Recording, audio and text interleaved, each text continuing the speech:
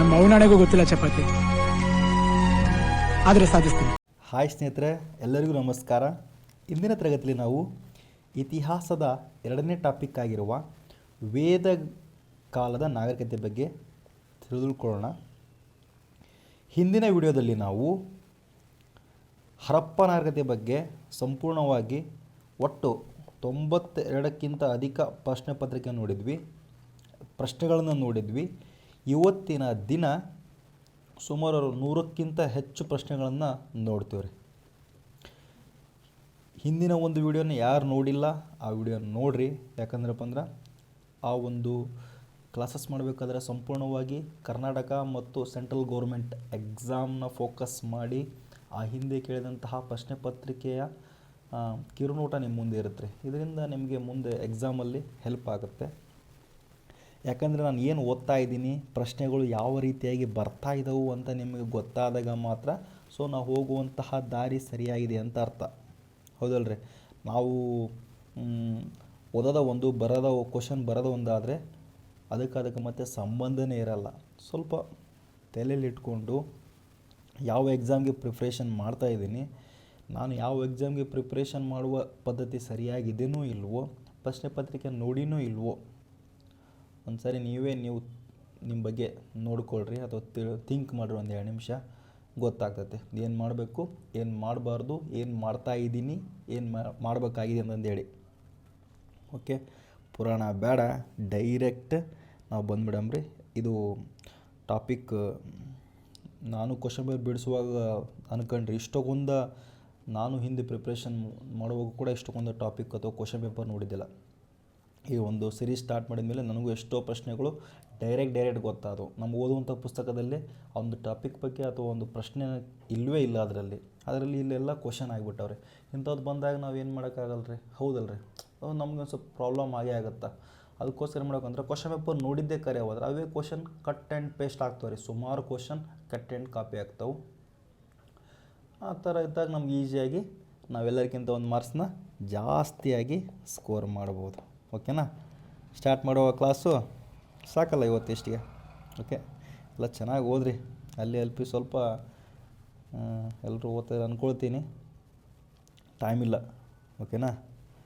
Okay, let's begin the class. ಮೊದಲ ಪ್ರಶ್ನೆ ಸ್ನೇಹಿತರೆ, ವೇದಗಳಲ್ಲಿ ಅತ್ಯಂತ ಪ್ರಾಚೀನವಾದದ್ದು ಯಾವುದು ಅಂತ ಕ್ವೆಶ್ಚನ್ ಕೇಳ್ಯಾರ. ಈ ಒಂದು ಪ್ರಶ್ನೆ KS 2023 UPSC CS ಇಲ್ಲೆಲ್ಲ ಹೈಲೈಟ್ ಮಾಡಿ ನೋಡಿರಿ. ಇವೆಲ್ಲದರಲ್ಲೂ ಕೂಡ ಕೇಳ್ಯಾರ. ಪದೇ ನಾವು ಓದಕ್ಕೆ ಹೋಗಲ್ಲ, ಹೈಲೈಟ್ ಮಾಡಿಬಿಟ್ಟಿದ್ದೀನಿ ನಾನು.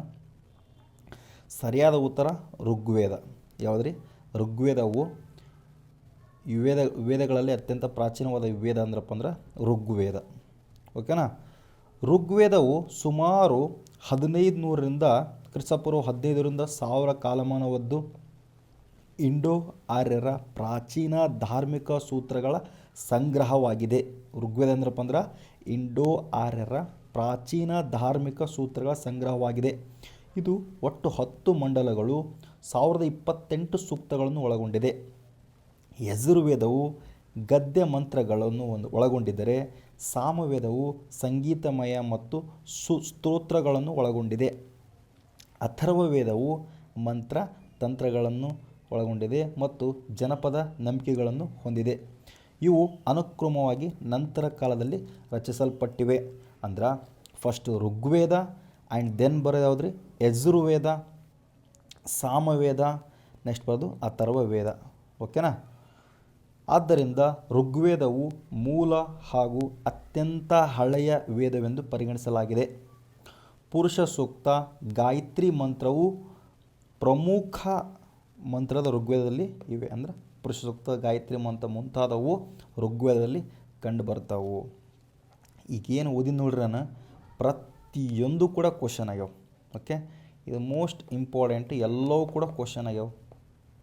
ಇದೇನೈತಲ್ಲ, ನೆಕ್ಸ್ಟ್ ಕ್ವಶನ್ ನೋಡ್ರಿ. ವೇದ ಎಂಬ ಶಬ್ದದ ಅರ್ಥವೇನು?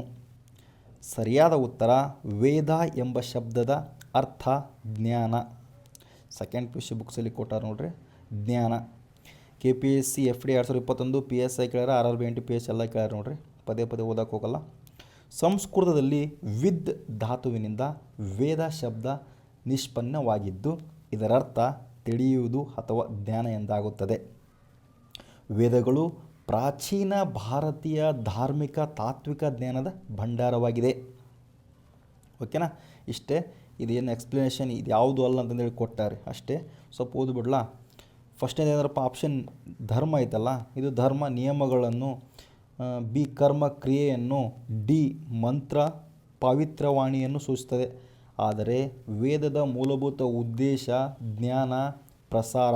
ಈ ಕಾರಣದಿಂದ ವೇದಗಳನ್ನು ಅಪೌರೇಷಿಯ ಅಂದರೆ ಮಾನವ ಕೃತಕವಲ್ಲ, ದಿವ್ಯ ಜ್ಞಾನವೆಂದು ಗುರುತಿಸಲ್ಪಟ್ಟಿದೆ. ವೇದಗಳನ್ನು ದಿವ್ಯ ಜ್ಞಾನ ಗುರುತು ಮಾಡಿದ್ರು, ಕೃತಕವಲ್ಲದ್ರಿ ಇದು. ಓಕೆನಾ, ಮಾನವ ನಿರ್ಮಿಸಿದ್ದಲ್ಲ ಅಂತ ಇದು ಅರ್ಥ. ಇದು ಗೊತ್ತಾಯ್ತು ಅನ್ಕೊಳ್ಳೋದು ನಾನು. ವೇದ ಎಂಬ ಶಬ್ದದ ಅರ್ಥವೇನೆಂದ್ರೆ ಜ್ಞಾನ. ಯಾವ ಒಂದು ಪದದಿಂದ ಬಂದಿದೆ? ಸಂಸ್ಕೃತದ ವಿದ್ ಪದದಿಂದ ಬಂದಿದೆ. ಇಷ್ಟು ನಮಗೆ ಗೊತ್ತಾದ್ರೆ ಸಾಕು. ನೆಕ್ಸ್ಟ್ ನೋಡ್ರಿ, ಋಗ್ವೇದದಲ್ಲಿ ಒಟ್ಟು ಮಂಡಲಗಳ ಸಂಖ್ಯೆ ಎಷ್ಟು? ಆಗಲೇ ನಾವು ಹೇಳಿದ್ದೆ ಎಷ್ಟು? 10 ಮಂಡಲಗಳು ನೋಡ್ರಿ. ಎಷ್ಟು? 10 ಮಂಡಲಗಳವು.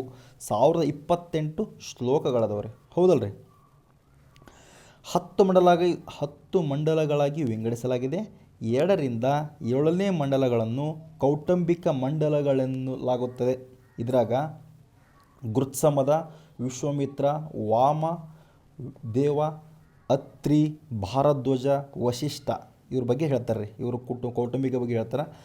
1 ಮತ್ತು 10ನೇ ಮಂಡಲಗಳನ್ನು ಕೊನೆಯಲ್ಲಿ ಸೇರಲಾಗಿದೆ. ಇದು ಕೂಡ ಕ್ವಶನ್ ಆಯ್ತು ನೋಡ್ರಿ. 1 ಮತ್ತು 10ನೇ ಮಂಡಲಗಳು ಕೊನೆಯಲ್ಲಿ ಸೇರಿದವು. 10ನೇ ಮಂಡಲದಲ್ಲಿಯೇ ಪುರುಷ ಸೂಕ್ತ ಐತ್ರಿ, ನಾಸದಿಯ ಸೂಕ್ತ, ವರ್ಣ ವ್ಯವಸ್ಥೆಯ ಉಲ್ಲೇಖವಿದೆ. 10ನೇ ಮಂಡಲದಲ್ಲಿ ಪುರುಷ ಸೂಕ್ತ, ನಾಸದಿಯ ಸೂಕ್ತ, ವರ್ಣ ವ್ಯವಸ್ಥೆಯಲ್ಲಿ ಉಲ್ಲೇಖವಿದೆ. 9ನೇ ಮಂಡಲವು ಸಂಪೂರ್ಣ ಸೋಮ ದೇವತೆಗೆ ಮೀಸಲಿಸಲಾಗಿದೆ. ಹೀಗೆ 10 ಮಂಡಲಗಳು ವಿಂಗಡಣೆ ಸರಿ ಅಷ್ಟೇ. ಓಕೆನಾ, ಇದು ಮೋಸ್ಟ್ ಇಂಪಾರ್ಟೆಂಟ್ ರೀ. ಡೈರೆಕ್ಟ್ ಕ್ವಶನ್ ಹೇಳ್ತಾರೆ, ಋಗ್ವೇದದಲ್ಲಿ 10 ಮಂಡಲಗಳು. ಇದಕ್ಕೆ ಸಂಬಂಧಪಟ್ಟಂಗೆ ಏನೇ ಬರಲ್ರಿ ನಿಮಗೆ. ಎಕ್ಸಾಂಪಲ್ ಪುರುಷ ಸೂಕ್ತ ಎಲ್ಲೈತಂದ್ರೆ ಋಗ್ವೇದ ಅಂತ ಹಾಕಬೇಕು, ನಾಸದಿಯ ಬಂದ್ರಪ್ಪ ಋಗ್ವೇದ ಹಾಕಬೇಕು, ವರ್ಣ ವ್ಯವಸ್ಥೆ ಅಂದ್ರಪ್ಪ ಅಂದ್ರೆ ಅದು ಕೂಡ ಋಗ್ವೇದ ಹಾಕಬೇಕು, ಸೋಮದ ಬಗ್ಗೆ ಬಂದ್ರಪ್ಪ ಅದು ಕೂಡ ಋಗ್ವೇದ ಹಾಕಬೇಕು, ಋಗ್ವೇದದ ಎಷ್ಟನೇ ಮಂಡಲ ಅದರಪ್ಪ 10ನೇ ಮಂಡಲ ಹಾಕಬೇಕು. ಹೌದಲ್ರಿ? ಈ ಥರ ಪ್ರಶ್ನೆ ಪತ್ರಿಕೆ ರೆಡಿ ಆಗ್ತೈತಿ. ಇದೇನು ನಿಮಗೆ ಈಸಿಯಾಗಿ ಒಂದೊಂದು ನೋಡ್ತಾ ಹೋದರೆ ಸರಳವಾಗಿ ನಾವು ನಮ್ಮ ಗುರಿನ ತಲುಪ್ತೀವಿ ರೀ. ಯಾವುದು ವಜ್ಜೆ ಅನ್ಕೊಳಕ್ಕೆ ಹೋಗ್ಬಾರ್ದು ರೀ. ಈಸಿಯಾಗಿ ಟ್ರೈ ಮಾಡ್ಬೇಕು. ಈಸಿಯಾಗಿನ ನಮ್ಮ ಒಂದು ಗುರಿನ ಟ್ರ್ಯಾಕ್ ಮಾಡ್ಬೇಕು. ನಾವು ಪ್ರತಿ ಇಡುವಂಥ ಹೆಜ್ಜೆ ಒಂದೊಂದು ದಿನವೂ ಕೂಡ ನಾವು ನಮ್ಮ ಗುರಿಗೆ ಹತ್ತಿರ ಆಗಬೇಕು ಹೊರತು ದೂರ ಆಗಬಾರ್ದು. ನೀವು ನೆಗೆಟಿವ್ ಈ ಒಂದು ಸಮಯದಲ್ಲಿ ನೆಗೆಟಿವ್ ಯೋಚನೆಗಳು ಬಂದರೂ ಕೂಡ ಅದಕ್ಕೊಂದು ನಿರ್ದಿಷ್ಟವಾದ ಟೈಮ್ ಇಡ್ರಿ.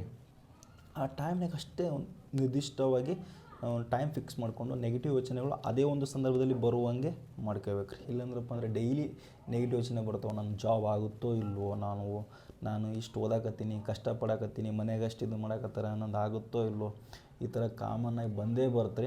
ಅದನ್ನೆಲ್ಲ ಮೆಟ್ಟಿ ನಿಂತು ಜಾಬ್ ತೊಗೋಬೇಕು. ಇಲ್ಲಾಂದರೆ ಜಾಬ್ ಏನು ಸುಮ್ಮನೆ ಆಗಲ್ಲ ರೀ ಯಾರ್ದು ಕೂಡ. ಹಿಂದೆ ಭಾಳ ಕಷ್ಟ ಇರ್ತೈತೆ ರೀ. ಪ್ರತಿಯೊಬ್ಬರು ಏನು ಜಾಬ್ ಹೋಲ್ಡರ್ಸ್ ಅದಾರಲ್ಲ, ಎಸ್ಪೆಷಲಿ ಗೌರ್ಮೆಂಟ್ ಜಾಬು, ಹಿಂದೆ ಅವ್ರದ್ದು ಪರಿಶ್ರಮ ಪ್ರಯತ್ನ ಭಾಳ ಇರುತ್ತೆ ರೀ. ಭಾಳ ಅಂದರೆ ಭಾಳ ಇರುತ್ತೆ. ನೆಕ್ಸ್ಟ್ ಕ್ವಶನ್ ನೋಡಿರಿ, ಗಾಯತ್ರಿ ಮಂತ್ರವು ಋಗ್ವೇದದ ಯಾವ ಮಂಡಲದಲ್ಲಿದೆ? ಈಗರೇ ಹೇಳಿದೆ ನಾನು, ಋಗ್ವೇದದ 3ನೇ ಮಂಡಲದೈತೆ ನೋಡಿರಿ. ಎಷ್ಟು ರೀ? 3ನೇ ಮಂಡಲದ ಸುಪ್ರಸಿದ್ಧ ಗಾಯತ್ರಿ ಮಂತ್ರ ತತ್ಸವಿತುರ್ವರೆಣ್ಯಂ ಅಂತಂದು ನೋಡ್ರಿ. ಇದನ್ನು ಋಗ್ವೇದದ 3ನೇ ಮಂಡಲದಲ್ಲಿ 62ನೇ ಸೂಕ್ತದ 10ನೇ ರುಕ್ ಆಗಿದೆ. ಅದೊಂದು ಸಿರೀಸ್ದು. ಓಕೆನಾ, ಇದನ್ನು ಯಾರು ರಚನೆ ಮಾಡ್ತಾರೆ ಅಂದ್ರಪ್ಪ ಅಂದ್ರೆ ಋಷಿ ವಿಶ್ವಾಮಿತ್ರ ಅವರು ರಚನೆ ಮಾಡ್ತಾರೆ. ಇದನ್ನು ಸವಿತೃ ಮಂತ್ರವು ಸೂರ್ಯನ ತೇಜಸ್ಸನ್ನು ಪ್ರತಿನಿಧಿಸ್ತದೆ. ಯಾವ ಒಂದು ದೇವತೆಗೆ ಅರ್ಪಿಸಿ ಮಾಡಿದ್ರಪ್ಪ ಅಂದ್ರೆ ಸವಿತೃ ನೋಡ್ರಿ. ಕೆಲವೊಂದು ಕಡೆ ಸಾವಿತೃ ಐತಿ, ಕೆಲವೊಂದು ಕಡೆ ಸಾವಿತ್ರಿ ಐತಿ. ಸೊ ಸವಿತೃ ಇಂಗ್ಲೀಷಲ್ಲಿ ಸವಿತೃ ಅಂತ ಬಂದೈತೆ ಅದು. ಓಕೆನಾ. ನೆಕ್ಸ್ಟ್ 3ನೇ ಮಂಡಲವು ವಿಶ್ವಾಮಿತ್ರರ ಕುಟುಂಬಕ್ಕೆ ಸಂಬಂಧಿಸಿ ನೋಡ್ರಿ. 3ನೇ ಮಂಡಲವು ವಿಶ್ವಾಮಿತ್ರ ಕುಟುಂಬಕ್ಕೆ ಸಂಬಂಧಿಸಿದೆ. ಉಳಿದ ಮಂಡಲಗಳಲ್ಲಿ ಇದು ದೊರೆಯದ ಕಾರಣ 3ನೇ ಮಂಡಲವೇ ಉತ್ತರ. ನಂತರ ಕಾಲದಲ್ಲಿ ಇದನ್ನು ಉಪನಯನ ಸಮಯದಲ್ಲಿ ಪ್ರಮುಖ ಮಂತ್ರವಾಗಿ ಸ್ವೀಕರಿಸಲಾಯಿತು. ನಮ್ಮ 3 ಅಂದ ತಕ್ಷಣ ಏನು ಬರ್ಬೇಕು ರೀ, ವಿಶ್ವಾಮಿತ್ರ ಮಹರ್ಷಿಗಳು ನೆನಪಾಗಬೇಕು. ವಿಶ್ವಾಮಿತ್ರ ಮಹರ್ಷಿಗಳು ಏನು ರಚನೆ ಮಾಡ್ತಾರೆ ರೀ, ಗಾಯತ್ರಿ ಮಂತ್ರ ರಚನೆ ಮಾಡ್ತಾರೆ. ಅದನ್ನು ಯಾವ ಒಂದು ದೇವರಿಗೆ ಅರ್ಪಣೆ ಮಾಡ್ತಾರೆ ಅಂದ್ರಪ್ಪ, ಸವಿತೃ. ಇದು ಕೂಡ ಡೈರೆಕ್ಟ್ ಕ್ವಶನ್ ಆಗೈತೆ. 3 ಕ್ವಶನ್ ಆಗ ನೋಡ್ರಿ. ಋಗ್ವೇದದಲ್ಲಿ ಅತಿ ಹೆಚ್ಚು ಸೂಕ್ತಗಳು ಯಾವ ದೇವತೆಗೆ ಸಮರ್ಪಿತವಾಗಿದೆ? ಯಾವ ದೇವರಿ? ಇಂದ್ರ. ಇಂದ್ರ ಅಂದರೆ ಸೂರ್ಯ. ಋಗ್ವೇದದಲ್ಲಿ ಇಂದ್ರನಿಗೆ ಅರ್ಪಿಸುವ ಸೂಕ್ತಗಳು ಸುಮಾರು 250ರಷ್ಟಿದ್ದು ಅತಿ ಹೆಚ್ಚು ಸಂಖ್ಯೆಯದಾಗಿದೆ. ಇಂದ್ರನು ಯುದ್ಧ ದೇವತೆ, ವೃತನನ್ನು ಸಂಹರಿಸಿದವನು, ಪುರಂದರ ಅನ್ನೋ ಕೋಟೆಗಳನ್ನು ಭೇದಿಸುವೆಂದು ಕರೆಯಲ್ಪಡುತ್ತಾರೆ. ಒಂದು ಇಂದ್ರನ ಏನು ಕರಿತೀವಿ, ಯುದ್ಧ ದೇವ ಅಂತ ಕರಿತೀವಿ. ಯುದ್ಧ ದೇವತೆ, ವೃತನನ್ನು ಸಂಹರಿಸಿದವನು, ಪುರಂದರ ಅಥವಾ ಕೋಟೆಗಳನ್ನು ಭೇದಿಸುವೆಂದು ಕರೆಯಲಾಗುತ್ತದೆ. ನೆಕ್ಸ್ಟ್ ಬಂದ್ರಪ್ಪ ಅಂದ್ರೆ ಅಗ್ನಿ ಬಗ್ಗೆ 200 ಅದ ನೋಡ್ರಿ. ನೆಕ್ಸ್ಟ್ ಇರೋದ ಅಗ್ನಿ ಬಗ್ಗೆ 200 ಅದಾವು. ಆ್ಯಂಡ್ ದೆನ್ ಯಜ್ಞದಲ್ಲಿ ಹವಿಸ್ಸನ್ನು ದೇವತೆಗಳಿಗೆ ತಲುಪಿಸುವ ಮಾಧ್ಯಮವಾಗಿದೆ. ಇದು ಅಗ್ನಿ ಎದಕ್ಕಂದ್ರಪ್ಪ ಅಂದ್ರೆ ಹವಿಸ್ಸನ್ನು ದೇವತೆಗಳಿಗೆ ಸ್ವಾಹ ಅಂತ ಏನು ಹಾಕ್ತೀವಲ್ಲ, ಸೊ ಅದ್ರ ಬಗ್ಗೆ ಇಲ್ಲಿ ಮೆನ್ಷನ್ ಮಾಡ್ಯಾರ. ನೆಕ್ಸ್ಟ್ ವರುಣ, ಋತುದ ದೇವತೆಯನ್ನು ವರುಣ ಅಂತ ಕರಿತೀವಿ ನಾವು. ಮತ್ತು ಸೋಮ ಬಂದ್ರಪ್ಪ ಅಂದ್ರೆ ಔಷಧಿ ಅಥವಾ ಲತೆ, ತುಲನಾತ್ಮಕವಾಗಿ ಕಡಿಮೆ ಸೂಕ್ತಗಳನ್ನು ಹೊಂದಿವೆ. ನಮಗೇನು ಗೊತ್ತಿರಬೇಕು, ಡೈರೆಕ್ಟ್ ಋಗ್ವೇದದಲ್ಲಿ ಅತಿ ಹೆಚ್ಚು ಸೂಕ್ತಗಳು ಯಾವ ದೇವತೆಗೆ ಸಮರ್ಪಿಸಲಾಗಿದೆ? ಇಂದ್ರನಿಗೆ ಸಮರ್ಪಿಸಲಾಗಿದೆ. ಎಷ್ಟಂದ್ರೆ 250ರಷ್ಟಿದೆ. ಓಕೆ, ನೆಕ್ಸ್ಟ್ ಕ್ವಶನ್ ನೋಡ್ರಿ. ದಶರಾಜ್ಞ ಯುದ್ಧ, ಬೆಟಲ್ ಆಫ್ ದಿ 10 ಕಿಂಗ್ಸ್. ದಶ ಅಂದರೆ 10, ಯಾವ ನದಿಯ ತೀರದಲ್ಲಿ ನಡೆಯಿತು? ಸರಿಯಾದ ಉತ್ತರ ಪರುಣ್ಣಿ ಅಥವಾ ರಾವಿ ನದಿಯ ದಡದಲ್ಲಿ ನಡೆಯಿತು.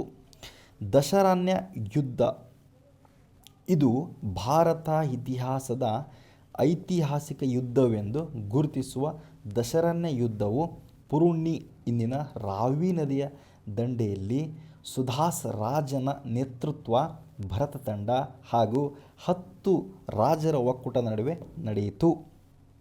ಋಗ್ವೇದದ 7ನೇ ಮಂಡಲದಲ್ಲಿ ಈ ಯುದ್ಧದ ಉಲ್ಲೇಖವಿದೆ.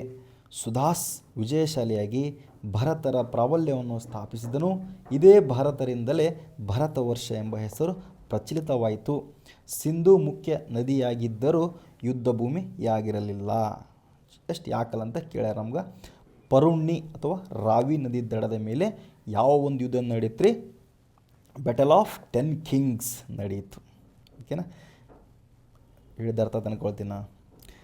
ನೆಕ್ಸ್ಟ್ ನೋಡ್ರಿ, ಪುರುಷ ಸೂಕ್ತದಲ್ಲಿ ವರ್ಣಗಳ ಹುಟ್ಟಿದ ಬಗ್ಗೆ ಹೇಗೆ ವಿವರಿಸಲಾಗಿದೆ? ಪುರುಷ ಸೂಕ್ತದಲ್ಲಿ ಸರಿಯಾದ ಉತ್ತರ ಬಂದ್ರಪ್ಪ ಅಂದ್ರೆ, ಪುರುಷ ಸೂಕ್ತದಲ್ಲಿ ವರ್ಣಗಳ ಹುಟ್ಟಿದ ಬಗ್ಗೆ ಹೇಗೆ ವಿವರಿಸಲಾಗಿದೆ ಅಂದರೆ, ಪುರುಷನ ಬಾಯಿಂದ ಬ್ರಾಹ್ಮಣ ಹುಟ್ಟತಾನ್ರಿ, ತೋಳಿನಿಂದ ಕ್ಷತ್ರಿಯ ಹುಟ್ಟತಾನ, ತೊಡೆಯಿಂದ ವೈಶ್ಯ, ಪಾದದಿಂದ ಕ್ಷೂದ್ರ. ಓಕೆನಾ, ಇದು KS 2023 FDA ಮತ್ತು SSCGLಲ್ಲಿ ಕೇಳಿದಂಥ ಪ್ರಶ್ನೆ. ಇದು ಭಾಳ ಸರಿ ಕ್ವಶನ್ ಆಗೈತೆ. ನಮಗೇನು ಗೊತ್ತಿಲ್ಲ ಅಂದರೂ ಕೂಡ ಅತಿ ಹೆಚ್ಚು ಇದೆ ನೋಡ್ರಿ. ಇಷ್ಟೊಂದು ಎಲ್ಲ ಕೊಟ್ಟರು ಅಂದ್ರಪ್ಪ ಅಂದ್ರೆ ಆನ್ಸರ್ ಇದಾಗ್ತೈತೆ. ನಮಗೆ ಗೊತ್ತಿಲ್ಲ ಸಂದರ್ಭದಾಗ ಹೆಂಗೆ ನಾವು ಗೆಸ್ ಮಾಡ್ಬೇಕಂದ್ರೆ ನೋಡ್ರಿ, ಪ್ರತಿ ಕ್ವಶನಲ್ಲಿ ಇಲ್ಲಿ ಕಾಮ ಮೆನ್ಷನ್ ಮಾಡ್ಯಾರ ನೋಡ್ರಿ. ಕಾಮ ಕಾಣ್ತೈತೆ. ವಿರಾಟನ ಪುರುಷನ ಬಾಯಿಂದ ಬ್ರಾಹ್ಮಣ ಕಾಮ ಆಗೈತಿ, ತೋಳುಗಳಿಂದ ಕ್ಷತ್ರಿಯ ಕಾಮ, ತೊಡೆಯಿಂದ ವೈಶ್ಯ ಕಾಮ, ಪಾದದಿಂದ ಕ್ಷುದ್ರ. ಈ ಕಾಮ ಎಲ್ಲಿ ಒಂದು ಆಪ್ಷನ್ ಕಾಮ ಹಾಕ್ತಾರೆ ನೋಡ್ರಿ, ಅದು ಆನ್ಸರ್ ಆಗಿರುತ್ತೆ. 95% ಅದೇ ಆನ್ಸರ್ ಆಗಿರುತ್ತೆ. ಓಕೆನಾ, ನೋಡ್ರಿ, ಋಗ್ವೇದದ 10ನೇ ಮಂಡಲವು ಪುರುಷ ಸೂಕ್ತವು ನಾಸಿಕ್ ಪುರುಷನ ಅಂದರೆ ವಿರಾಟ ಪುರುಷರ ಯಾಗದಿಂದ ಸೃಷ್ಟಿಯಾಯಿತೆಂದು ವಿವರಿಸುತ್ತದೆ. ಇದು ಕೂಡ ಕ್ವಶನ್ ಆಗ್ತದೆ. ನಾಸಿಕ್ ಪುರುಷ ವಿರಾಟ ಪುರುಷನಿಂದ ನಮ್ಮ ಒಂದು ಪುರುಷ ಸೂಕ್ತ ರಚನೆ ಆಗ್ತದೆ. ಅದರಲ್ಲಿ ಬ್ರಾಹ್ಮಣರು ಪುರುಷನ ಮುಖದಿಂದ, ಕ್ಷತ್ರಿಯರು ತೋಳಗಳಿಂದ, ವೈಶ್ಯರು ತೊಡೆಯಿಂದ, ಕ್ಷೂದ್ರರು ಪಾದಗಳಿಂದ ಹುಟ್ಟಿದರು ಎನ್ನಲಾಗಿದೆ. ಇದು ಆದರ್ಶಾತ್ಮಕ ಮತ್ತು ಸಾಮಾಜಿಕ ಶ್ರೇಣೀಕರಣವನ್ನು ಸೂಚಿಸುತ್ತದೆ. ಆರಂಭದಲ್ಲಿ ಜನ್ಮ ಆಧಾರಿತವಾಗಿರದೆ ಕಾರ್ಯಾಧಾರಿತವಾಗಿತ್ತು. ಓಕೆ, ಇದರ್ಥ ತಂದ್ಕೊಳ್ತೀನಿ ನಾನು. ಸ್ಪೀಡ್ ಆದ್ರಪ್ಪ ಅಂದ್ರೆ ಹೇಳ್ರಿ. ನೆಕ್ಸ್ಟ್ ಕಮೆಂಟ್ ಬಾಕ್ಸಲ್ಲಿ ಮಾಡಿರಿ. ಯಾಕಂದ್ರೆ ನಾವು ಒಟ್ಟು 100 ಕ್ವಶನ್ 108 ಸ್ಲೈಡ್ ಮುಗಿಸ್ಬೇಕ್ರಿ.